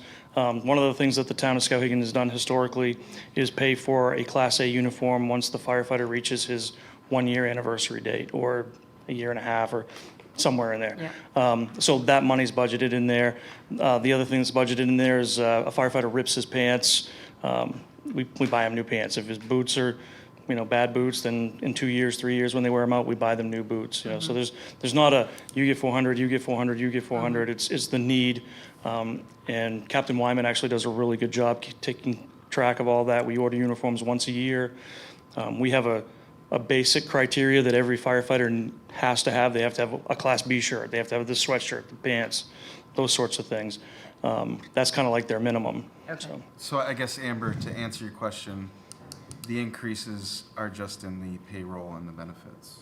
Okay, so we're up 39% in uniforms in this proposed budget because, The Class A uniform. So we've had a lot of turnover in the last few years. I say a lot, we've had a few. So we have, I want to say there's 4 to 5 right now that are due a Class A uniform. So we put that into here for, I want to say 3 of them. Donnie, do you remember, was it 3 this year, 2 this year and 3 next year, or vice versa? I think so. I think that, yeah, it's either 3 with the remaining amount this year, and then 2 for next year, or vice versa. Lots of numbers here. But yeah, it's somewhere in that ballpark for those. And the Class A uniform is $1,200-ish. The issue I see is, this is really about payroll for total expenses, because it looks like payroll occupies about, must be close to 95% of the whole budget, right? Of your whole budget expense. Oh, yeah, yeah. So I think that, imagine if we knock a couple percent off of payroll, that's where we can make up Sure. some of the expenses. Right, and that's I'm that's just where I wondering- kind of wanted to start at 2 positions. Right. And then come to you and say, my idea would actually be to do one in July and then the second one in January. And that will save a half a year's worth of salary for one firefighter. So you'd start paying them from January on. Obviously, you'd have them the next year, but it would save $50-some-odd thousand. Yeah, I see that. It's just that ultimately, we're gonna have a 20% increase. Understandable. in the firefighter budget, I understand that. which is, for this year, it's not really palatable. So the question I have is, somehow, is it possible to rearrange the way the firefighters, the hours that they do on No. 4 on, 4 off, or whatever? No, There's no other way? no, it's contractual, how they work their shifts, so So you don't have much leeway as to what you can do? I really don't, no, unfortunately. But I want to stress that I'm not doing this because Ryan Johnston wants 2 more firefighters. I'm doing this for the safety of the people that I work for. And that's not just the firefighters, it's the citizens of the town of Skowhegan. And my honest opinion is, this firefighter position, or this firefighter and a half, or this 2 firefighter position is detrimental to us. Yeah. And, go ahead. Maybe this is a dumb question, but you said that 2 people would cut down on overtime. Yes and But no. the total, Overtime goes up. Because when you figure in an employee, you have to figure in their overtime for holidays and that sort of thing. So that number goes up. But where you save the money is, you take your vacation, the new firefighter works for you on your vacation, and I don't have to hire this firefighter overtime. step them up or whatever. Yeah, they just move into the shift that week. Because the shifts are gonna be, even though they're 12-hour shifts for those folks, it's gonna be a 42-hour work week, just like the firefighters that are on 24-hour shifts. So they move in without having to pay them 2 hours of overtime a week, because they're not a 40-hour employee. So it was 110,000 per Per firefighter. total with benefits and everything. Per fire, yep. So that would basically eliminate the overtime, so we still have $131,800 for overtime? Correct. And that's just because you have to budget, because that's what it was last year and you don't know? Right, we don't know what's gonna happen, right? I mean, firefighter breaks his ankle and he's out for, 12 weeks. So realistically, in a perfect world, the total percent increase really wouldn't be 20%, it would be lower than that? I would love to say yes, and I think that it is yes. The other things that you do have to consider, though, is there's a house fire right now, full-time employees are coming back for that, they get overtime. Major call, major car accident, major hazmat incident, 2 days at Sappy fighting a brush fire. Firefighters come in, that's overtime if they're coming in off duty. So that's part of the reason that overtime budget is there. One of the things I would like to add that we did do is I went and figured out how much overtime we have to pay them for holidays, and straight time holiday pay is all coming out of our holiday overtime. So even though it's $180,000 in overtime and it looks like a lot of money, $69,000 of that is money that you have to pay anyway. We don't have a choice, right? I mean, it's a holiday, they're working, they get the time. So cutting it down. Can I I'm ask a sorry? question about that? Yeah. If you have a paid holiday and a day off, They don't get the day off. you don't get paid holiday days. I get the day off because I'm administration. The firefighters don't get the day off. Okay. So they get the time and a half for so many hours of that holiday. I don't remember, like, for the time that they're working. Okay, I just wondered if the stipulation that But they- overtime can't be counted in a week where you're getting a paid holiday. But they also get the holiday pay too, correct, on top of? Yeah, their the time and a half on top of their pay. Yeah, it's a lot of money. Ryan, what is the new annual testing fee? So basically, that come out of, we've been taking the vehicle maintenance and we do all of our pump testing. So every year we have to have our fire pumps tested, which on every single fire truck we have has a Class A pump. So we have to have that tested every single year. That costs a few $1,000s for each truck. And then we have to test all of our our ladders on the trucks. We have to test our aerial, we test our hose. So that, I move that to that line to show exactly what that's actually costing us versus vehicle repair. Okay. Because we've been going over on vehicle repair, and I kept trying to put my finger on it, why we're going over, and it's because of this line. So that's why we just kind of separated it, and that cost, we know that that's what we're gonna pay for that. That's not a surprise. So, it's not like, oh, we're gonna go over on testing this year, because there's no going over on it, that's what it is. Do we have a drying rack for our hoses? Yes. Aren't we supposed to dry those? Yeah, actually, our old hose that we have, yes, you have to dry it. The new synthetic stuff, I can throw it right back on the truck. So, I will, a couple points. So, overtime is cheaper if you don't pay benefits. But there is a fine line where a position can lower the cost.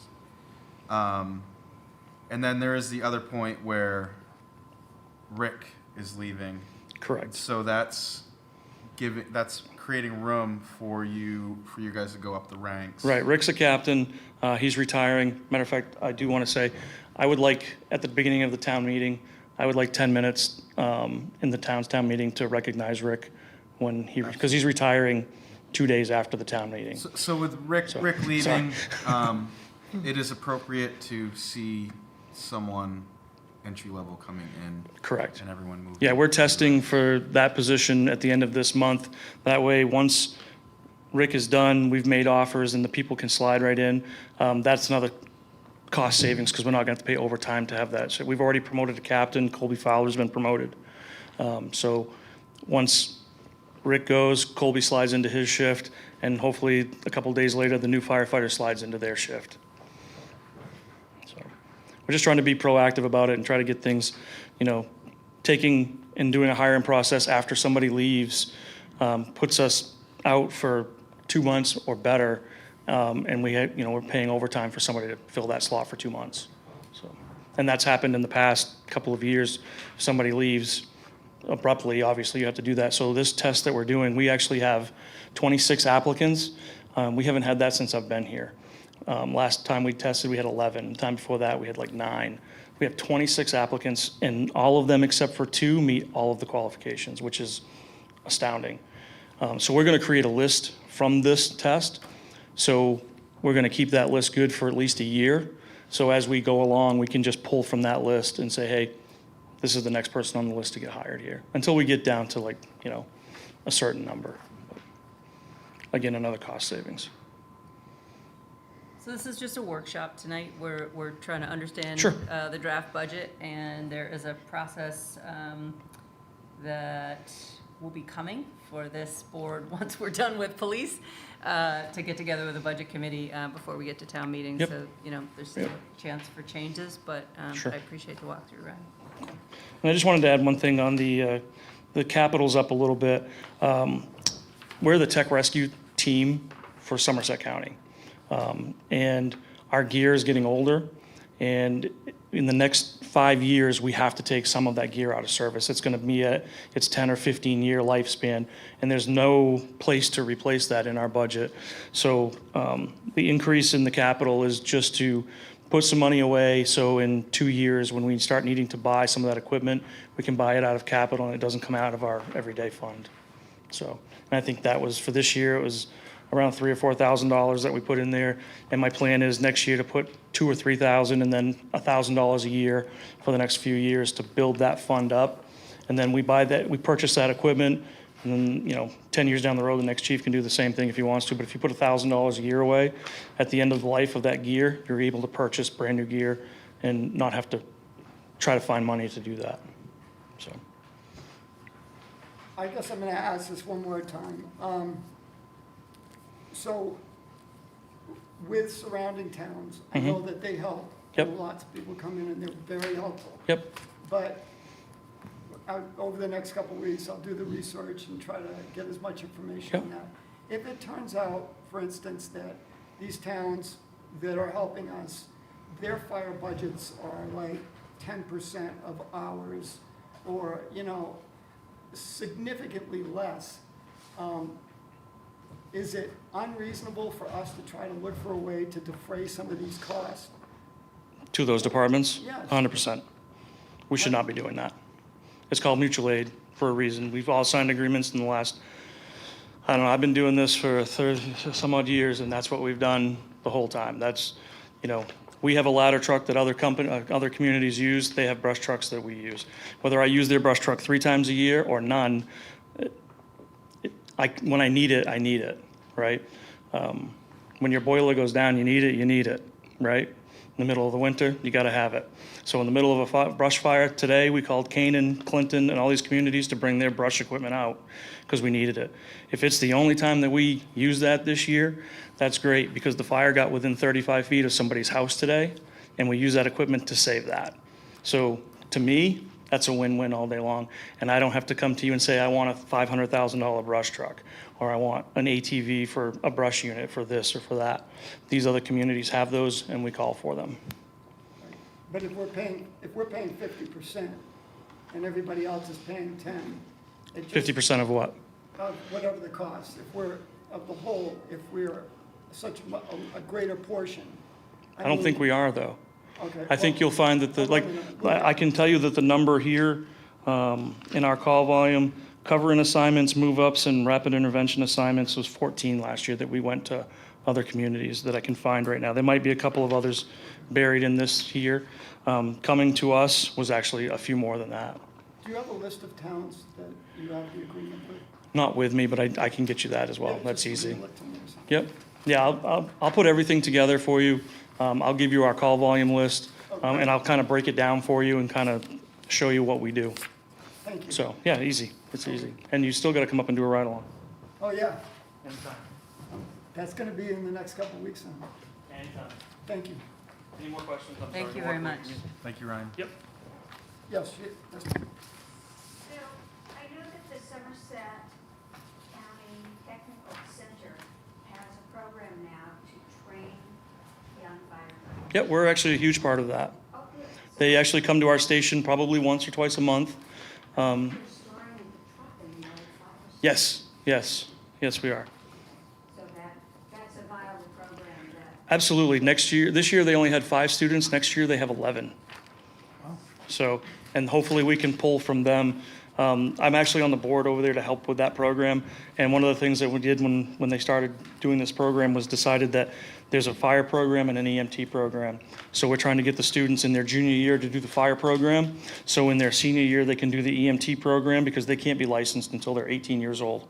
Once they do that program, they come out a firefighter 1 and 2, a basic EMT, and surely enough, that's the requirements to be on the Skowhegan Fire Department. So hopefully that'll take, as a matter of fact, one of our junior firefighters is in that program right now. Any training we can do locally in any industry? That's great. Any more questions? That is Yes, very, great. that is very, Thank you, guys. very good. thank you, Ryan. Appreciate it. In any industry. Even, Pollution control. Where's the pipeline? even shoveling that ditch, we need that. Yes, we do. All right, should we move on to the police budget? Chief? Have a good night, folks. Thank you. Thank you. Thank you, Ryan. To start, Chief and I have been working on this. Chief has done a very good job at preparing this budget. And one of the biggest highlights is Chief's updated revenue column.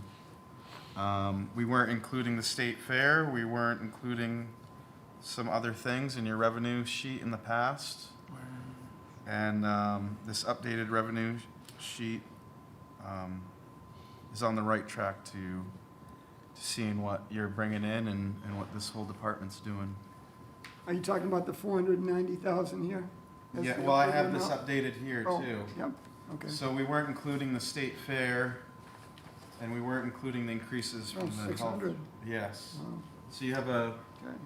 $246,000 increase in revenue.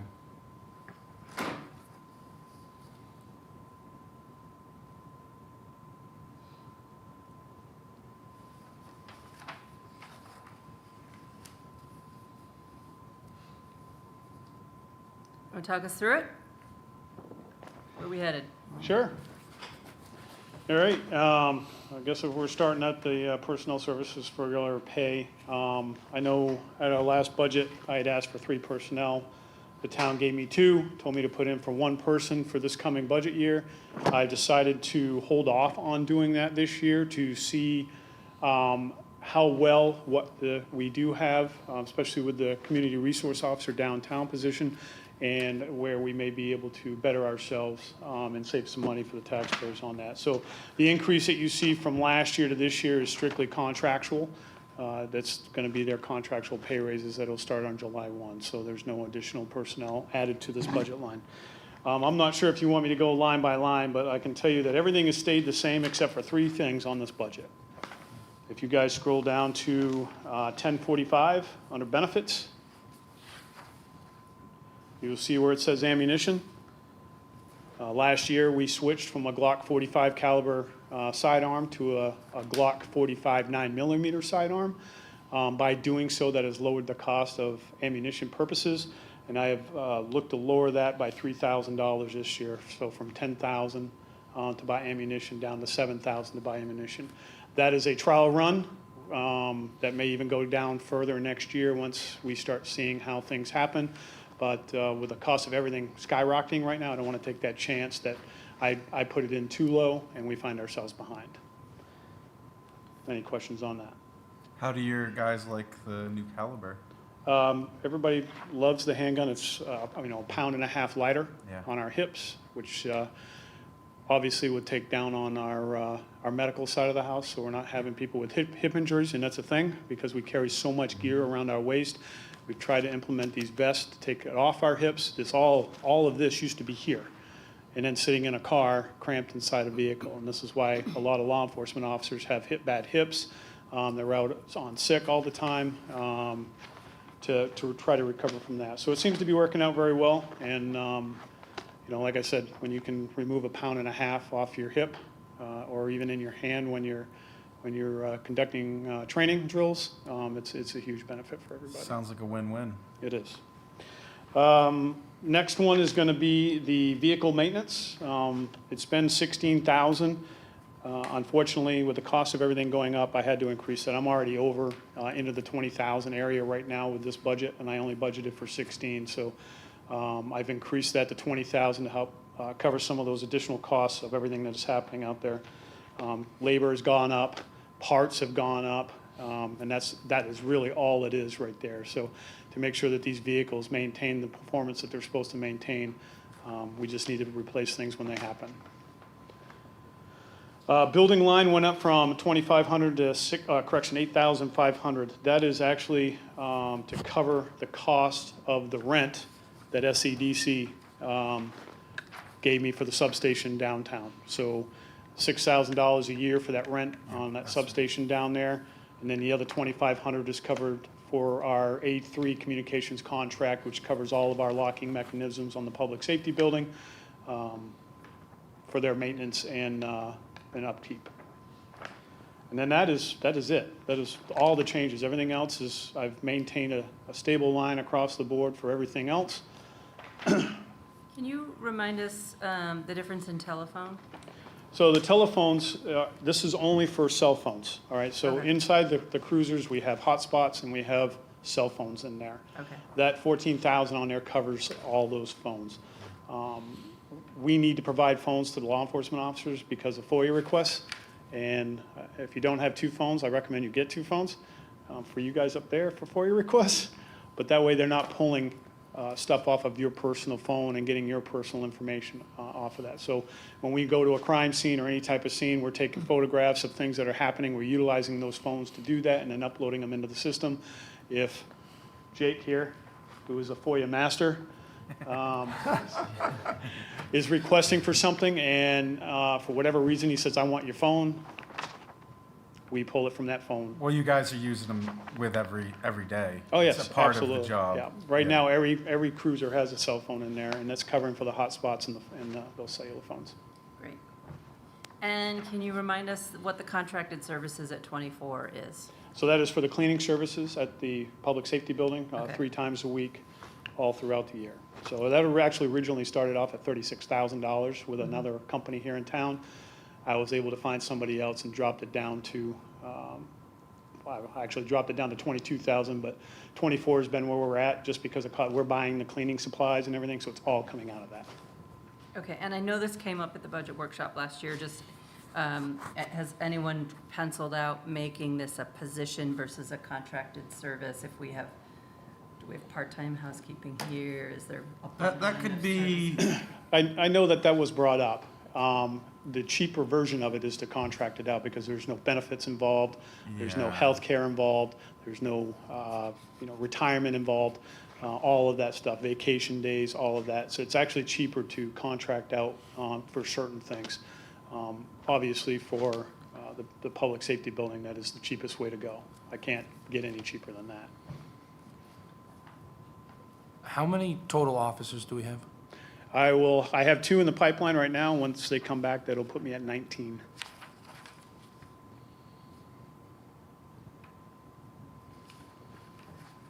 And how many do you usually have on duty at a time? In the mornings, so we run like Chief Johnson was talking about the 2 on, 2 off, 3 on schedule, 12-hour shifts. So they're pulling a 60-hour work week, and then they're pulling a 24-hour work week in there. So the shifts vary. From 6 o'clock in the morning till 6 o'clock at night, we have 2 officers that are on. One of those happens to be a supervisor. And then we have a utility shift that comes in from noontime to midnight to help augment that shift. And then our community resource officer, Wednesday through Saturday right now, is coming in to cover that time frame from there from 10 to 10. That does not count my hospital officers. So when I have someone working at the hospital, they're up there, but they're not out unless there's an emergency. They're not leaving that hospital because the have at hospital is least- contracted for that. sorry to interrupt, you have at least one at the hospital full-time all the time, right? Yes, yeah. One of the 19 I just told you about is going to the hospital full-time as soon as she's done with this training. And the hospital pays us back for that? That's Correct. that They revenue contract with the police HRO. department. Yep. Okay, yep. Yep, and you see a big increase in that. Can you break down the revenue? So I see, Yeah, so, just the big ones is well, SRO. that's the school resource. So that's the school officer. resource Oh, okay. officer, which I will be speaking with the superintendent of schools to find out where he's at with his budget and putting another SRO over here at the Margaret Chase Smith School because it definitely needs it over there, so. Okay, I know the other ones. You know the other ones? Well, HRO. That's the Yeah, health resource. Health resource. That's the hospital. Okay, So I've those are the major ones. seen numbers of 6,600 plus hours of overtime. Is there a way to reduce that? How do we reduce the number of I overtime? think most of the overtime you're seeing is up at the hospital, where we don't have all those positions filled, and so my officers are utilizing that as overtime opportunities, which is at no cost to the taxpayers because Right. I'm contracting out with the hospital, so we get reimbursed, it covers all of that, and then a little bit extra to help cover the frizz, I So guess. what would be? So the overtime reimbursement is ending up in the HRO revenue line, or we get additional reimbursements from So the if I overtime may line? grab something, I Sure. know Donnie had asked for. Yeah, we've been breaking down and tracking. I went through the whole year's OT, and we have numbers for what is HRO and what is regular overtime. In this line, No, it's all included in down here? Well, all the OT is included in that, and then the revenue, will Okay. offset it. Donnie, do you have that copy I gave you? Because I didn't bring it down here, I just brought the stuff. I don't have it on me. I can sorry. provide you guys with that Yes. list. Basically, I provided Donnie with a January 1st to December 31st of 2026 for the hospital position up there. We have a line that was billed, a line that was paid out, and then the remainder of what was not utilized. So you'd be able to see all three of them. I can print out primers and I can put them in your mailboxes. Awesome. All the documentation. I think that's a good number to know, just because that looks like a large overtime number, but if we can. Are you talking talk- about my overtime budget? Yeah, and if. Okay, so with that overtime budget, a couple of years ago, we actually combined our sick call or sick time line our vacation timeline, it's all into that one particular, that overtime budget. So that's where all of that comes out.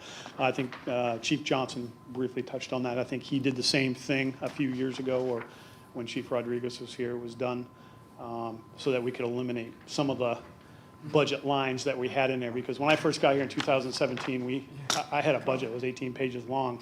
Every single thing was its own budget line, and it was really hard to manage. And we were able to start consolidating some of those things to help the budgets go a little bit smoother and a little bit easier. So you said you have 2 coming. Are those, like, what are their, so they're gonna be So we recently on the had pay scale level, the entry level? entry. Yes, absolutely. Yeah. Is there a way to hire, like I asked the fire chief too, like a temporary summer help or something to get through vacations, or So we to do help at the have, hospital at a we have lower rate? we have three what we call reserve officers. They're allowed to do 1,050 hours a year. Sounds like a lot, but it's really not. It goes by very, very fast. But we do augment a lot of the overtime shifts with them, because they actually have per contract, they have the ability to take those shifts before a full-time police officer does. On top of that, myself included and my deputy chief, if we've got, today, for example, or not today. Today we brought somebody in because I had to meet with all you guys. A lot of times, instead of filling a shift and calling in for somebody to come in and pull a 12-hour overtime shift, because I'm in the office and I'm in uniform, or my deputy chief's in the office in uniform, we will go out and shag calls with those officers. So we won't fill that.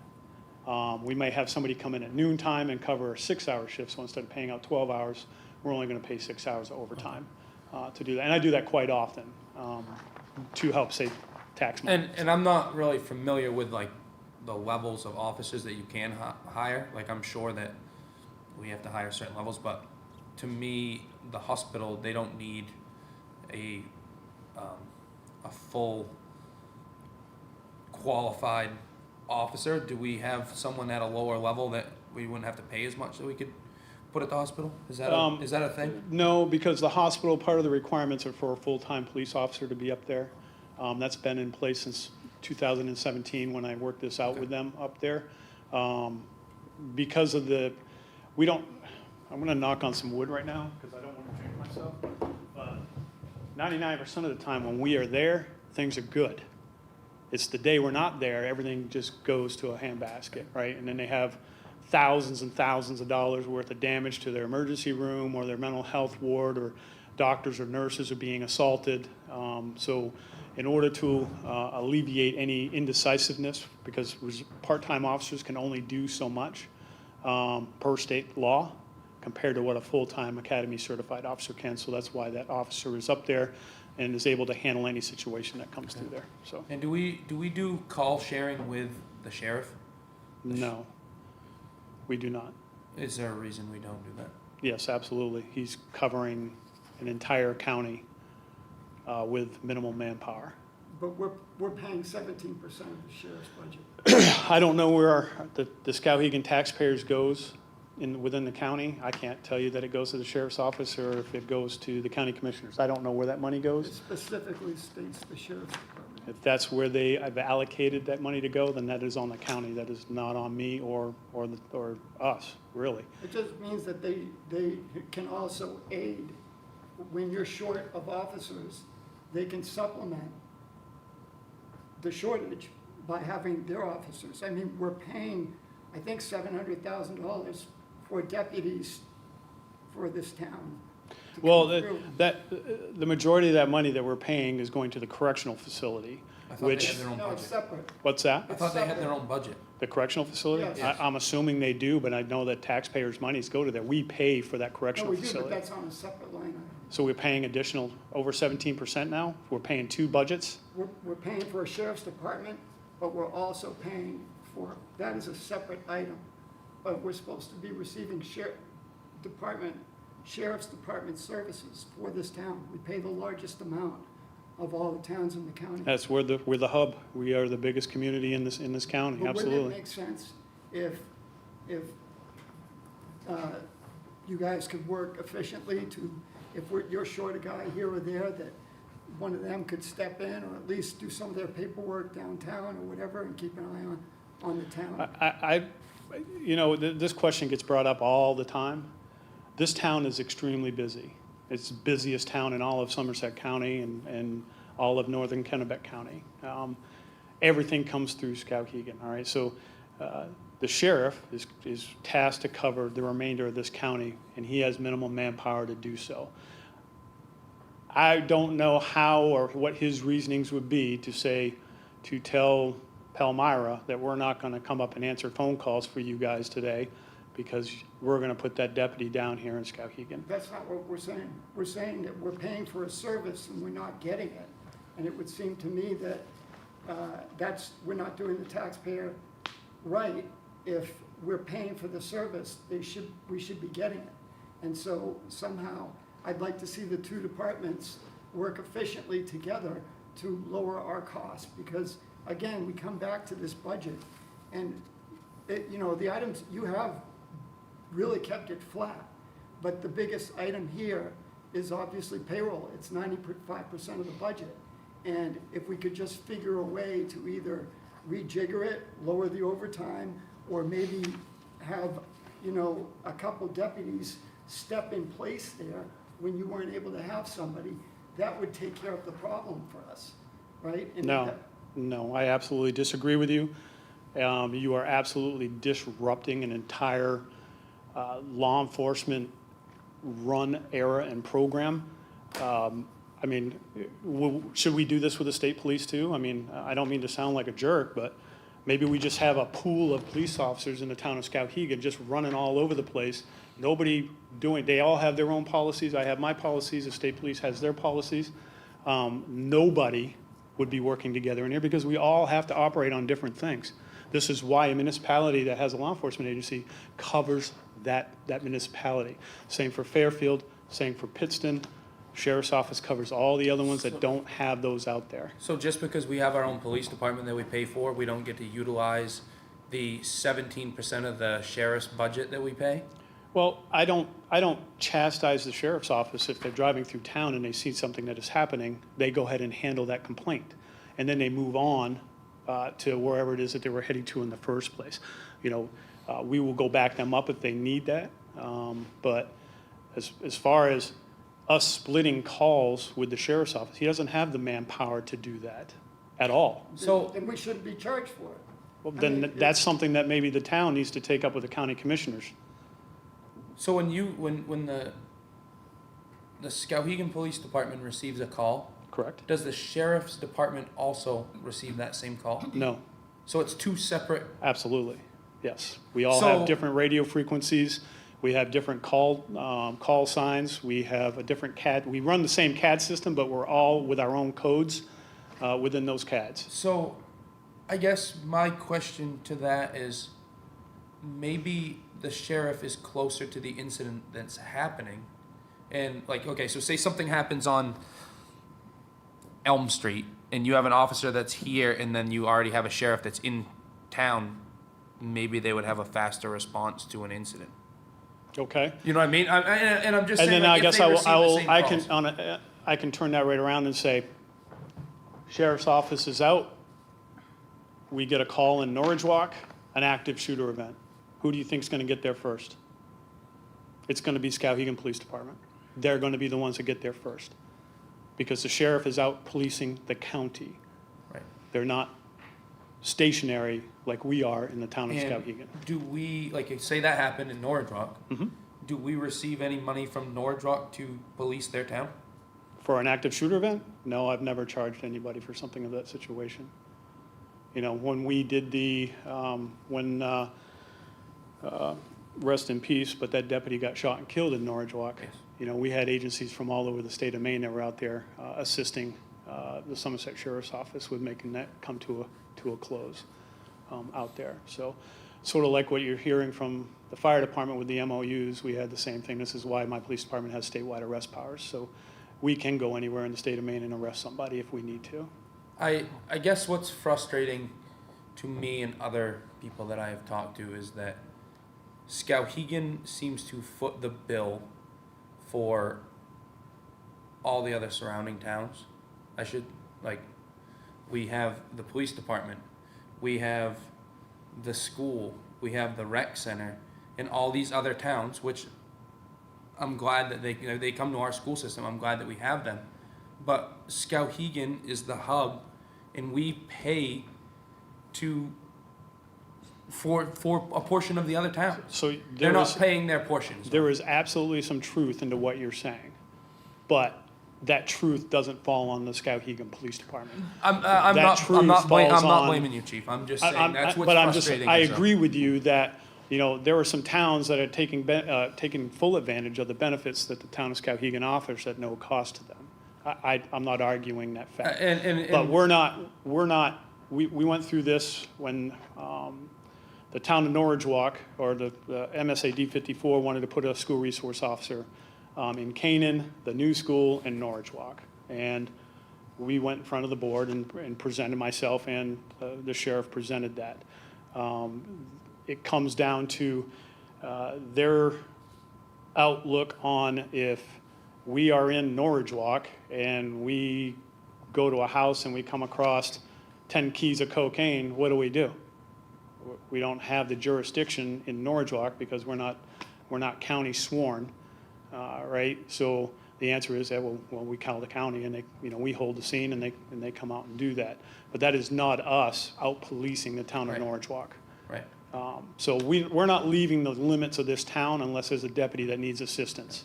Or there is a major incident somewhere, and obviously we are closer than the deputy is, and then we will slide over and secure that scene until the deputies can get there, and then we turn it back over to them, and then we respond back to our town. I understand that.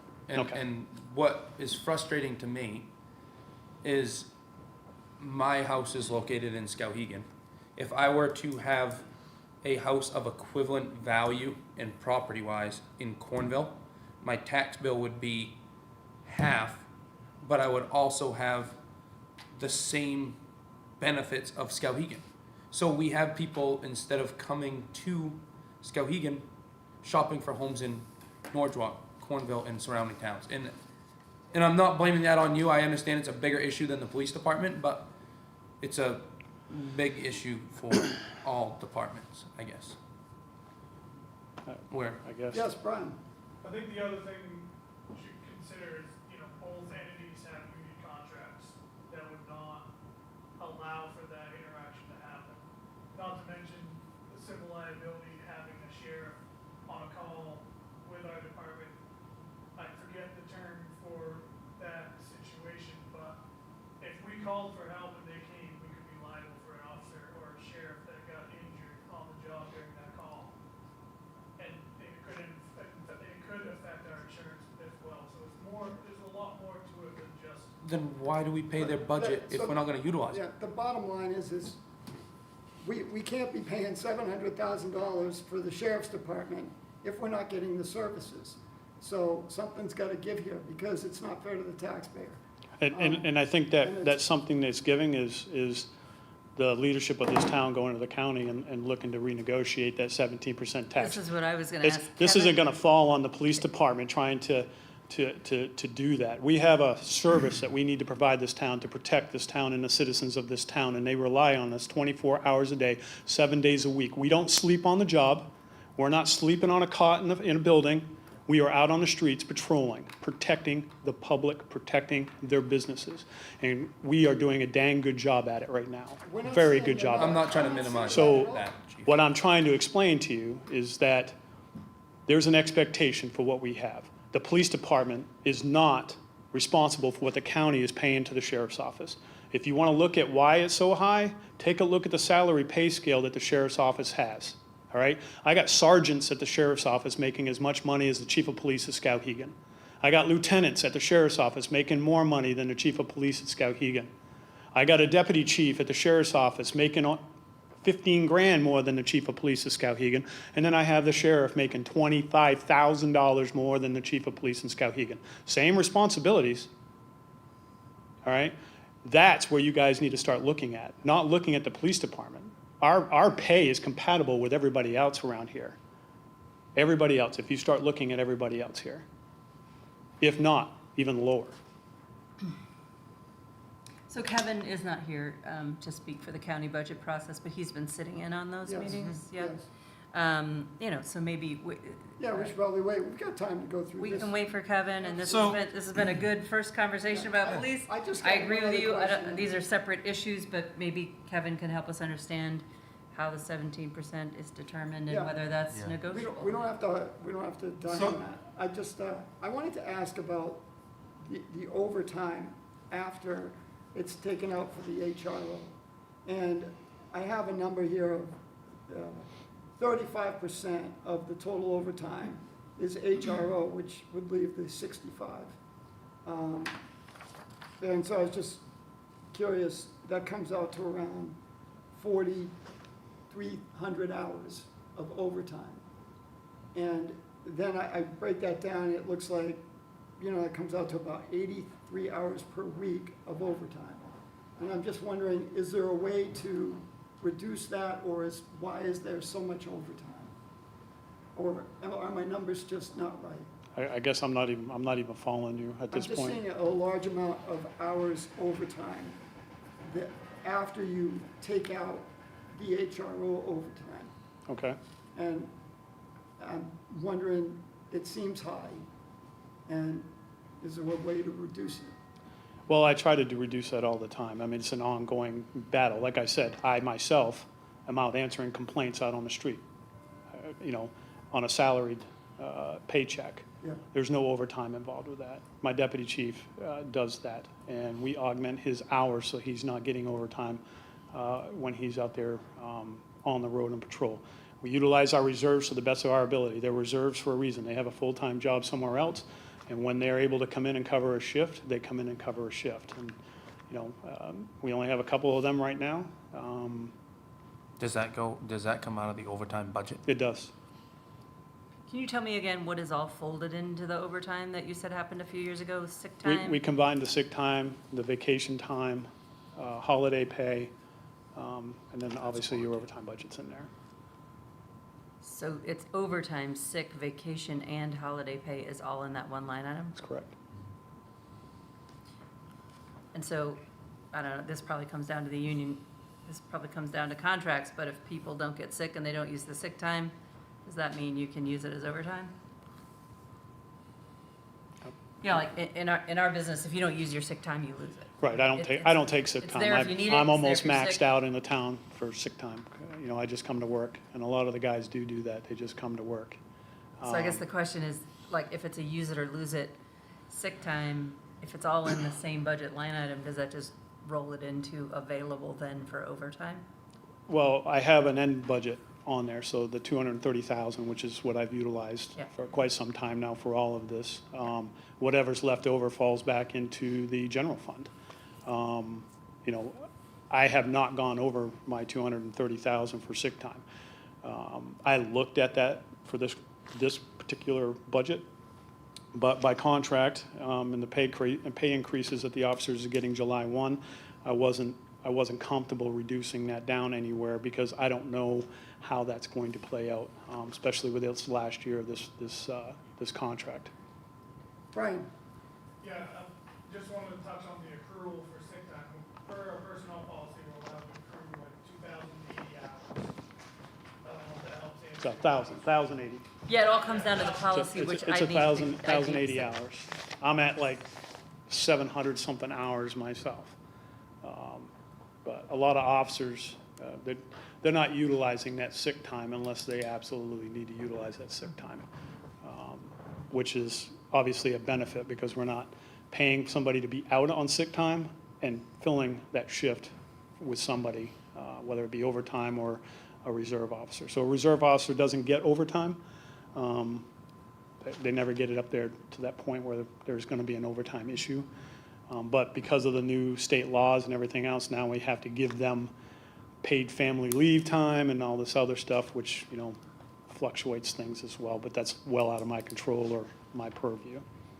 Do you have a call log or a data sheet that you could present to us so we could get an idea of the type of calls you get in and, what's going on? So we have a CAD system. We just switched last year in September to the new CAD system that we have.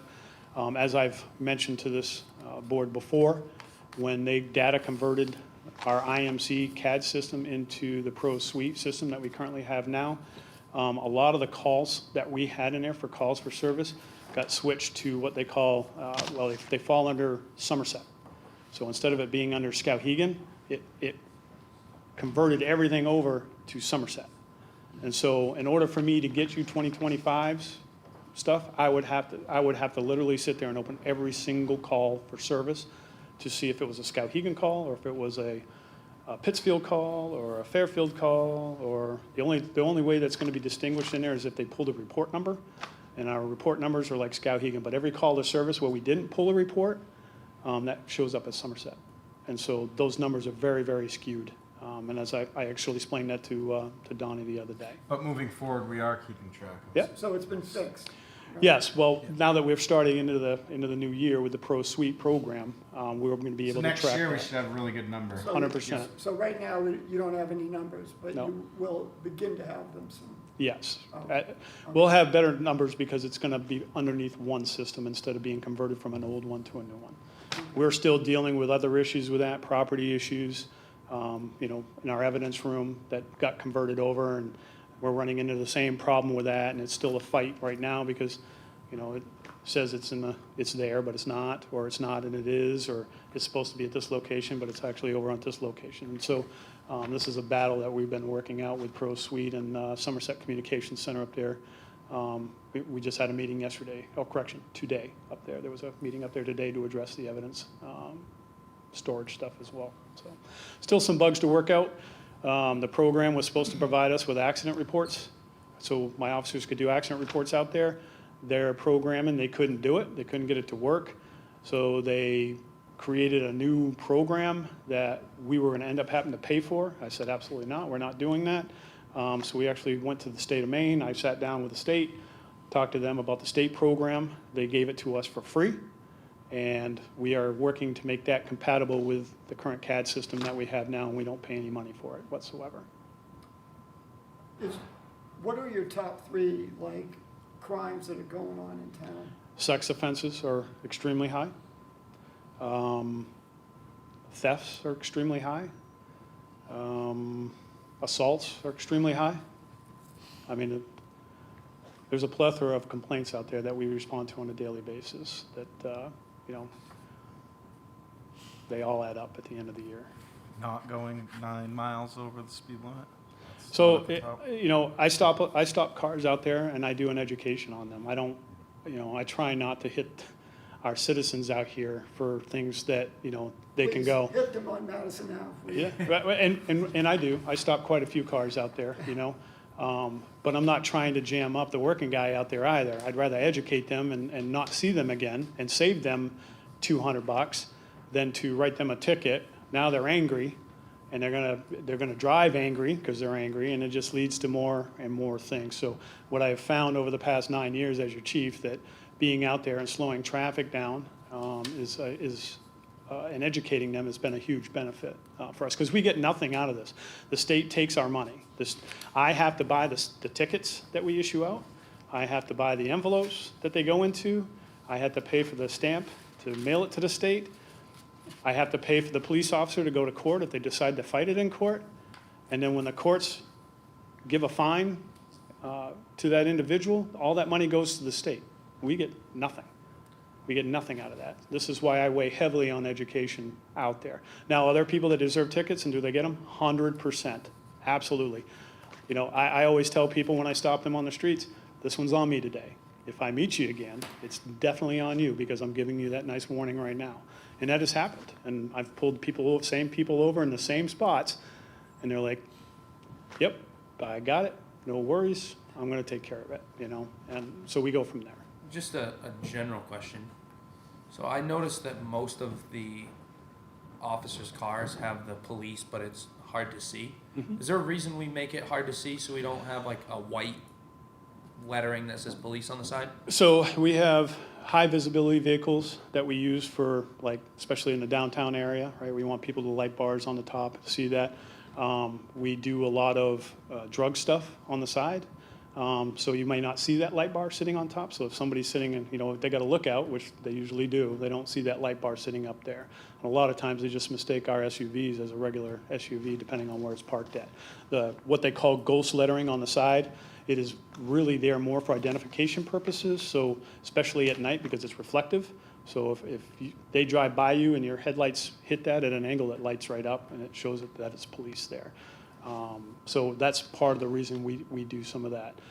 The high-profile vehicles are way more expensive to build than the low-profile vehicles because those light bars will only fit on a police car for a couple of years. And when that police car gets rotated out, we can't take that light bar and put it on another police car because it doesn't fit it, because they made the car 6 inches wider. Whereas the low-profile ones with the lights on the inside, we can just disconnect and we put them back up on the inside. So we try to save money that way.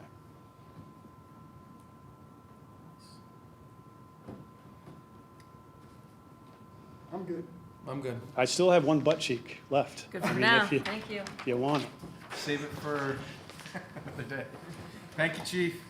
All right. I'll entertain a motion to adjourn. So moved. You got a Second. Okay. Meeting's over. Don't forget to sign the papers. We need a vote. Oh, all in favor? Of what? Adjourn Oh, the yeah, meeting. right, sorry, my bad. That was Ethan, right? Ethan first, name or something? Yes. Okay.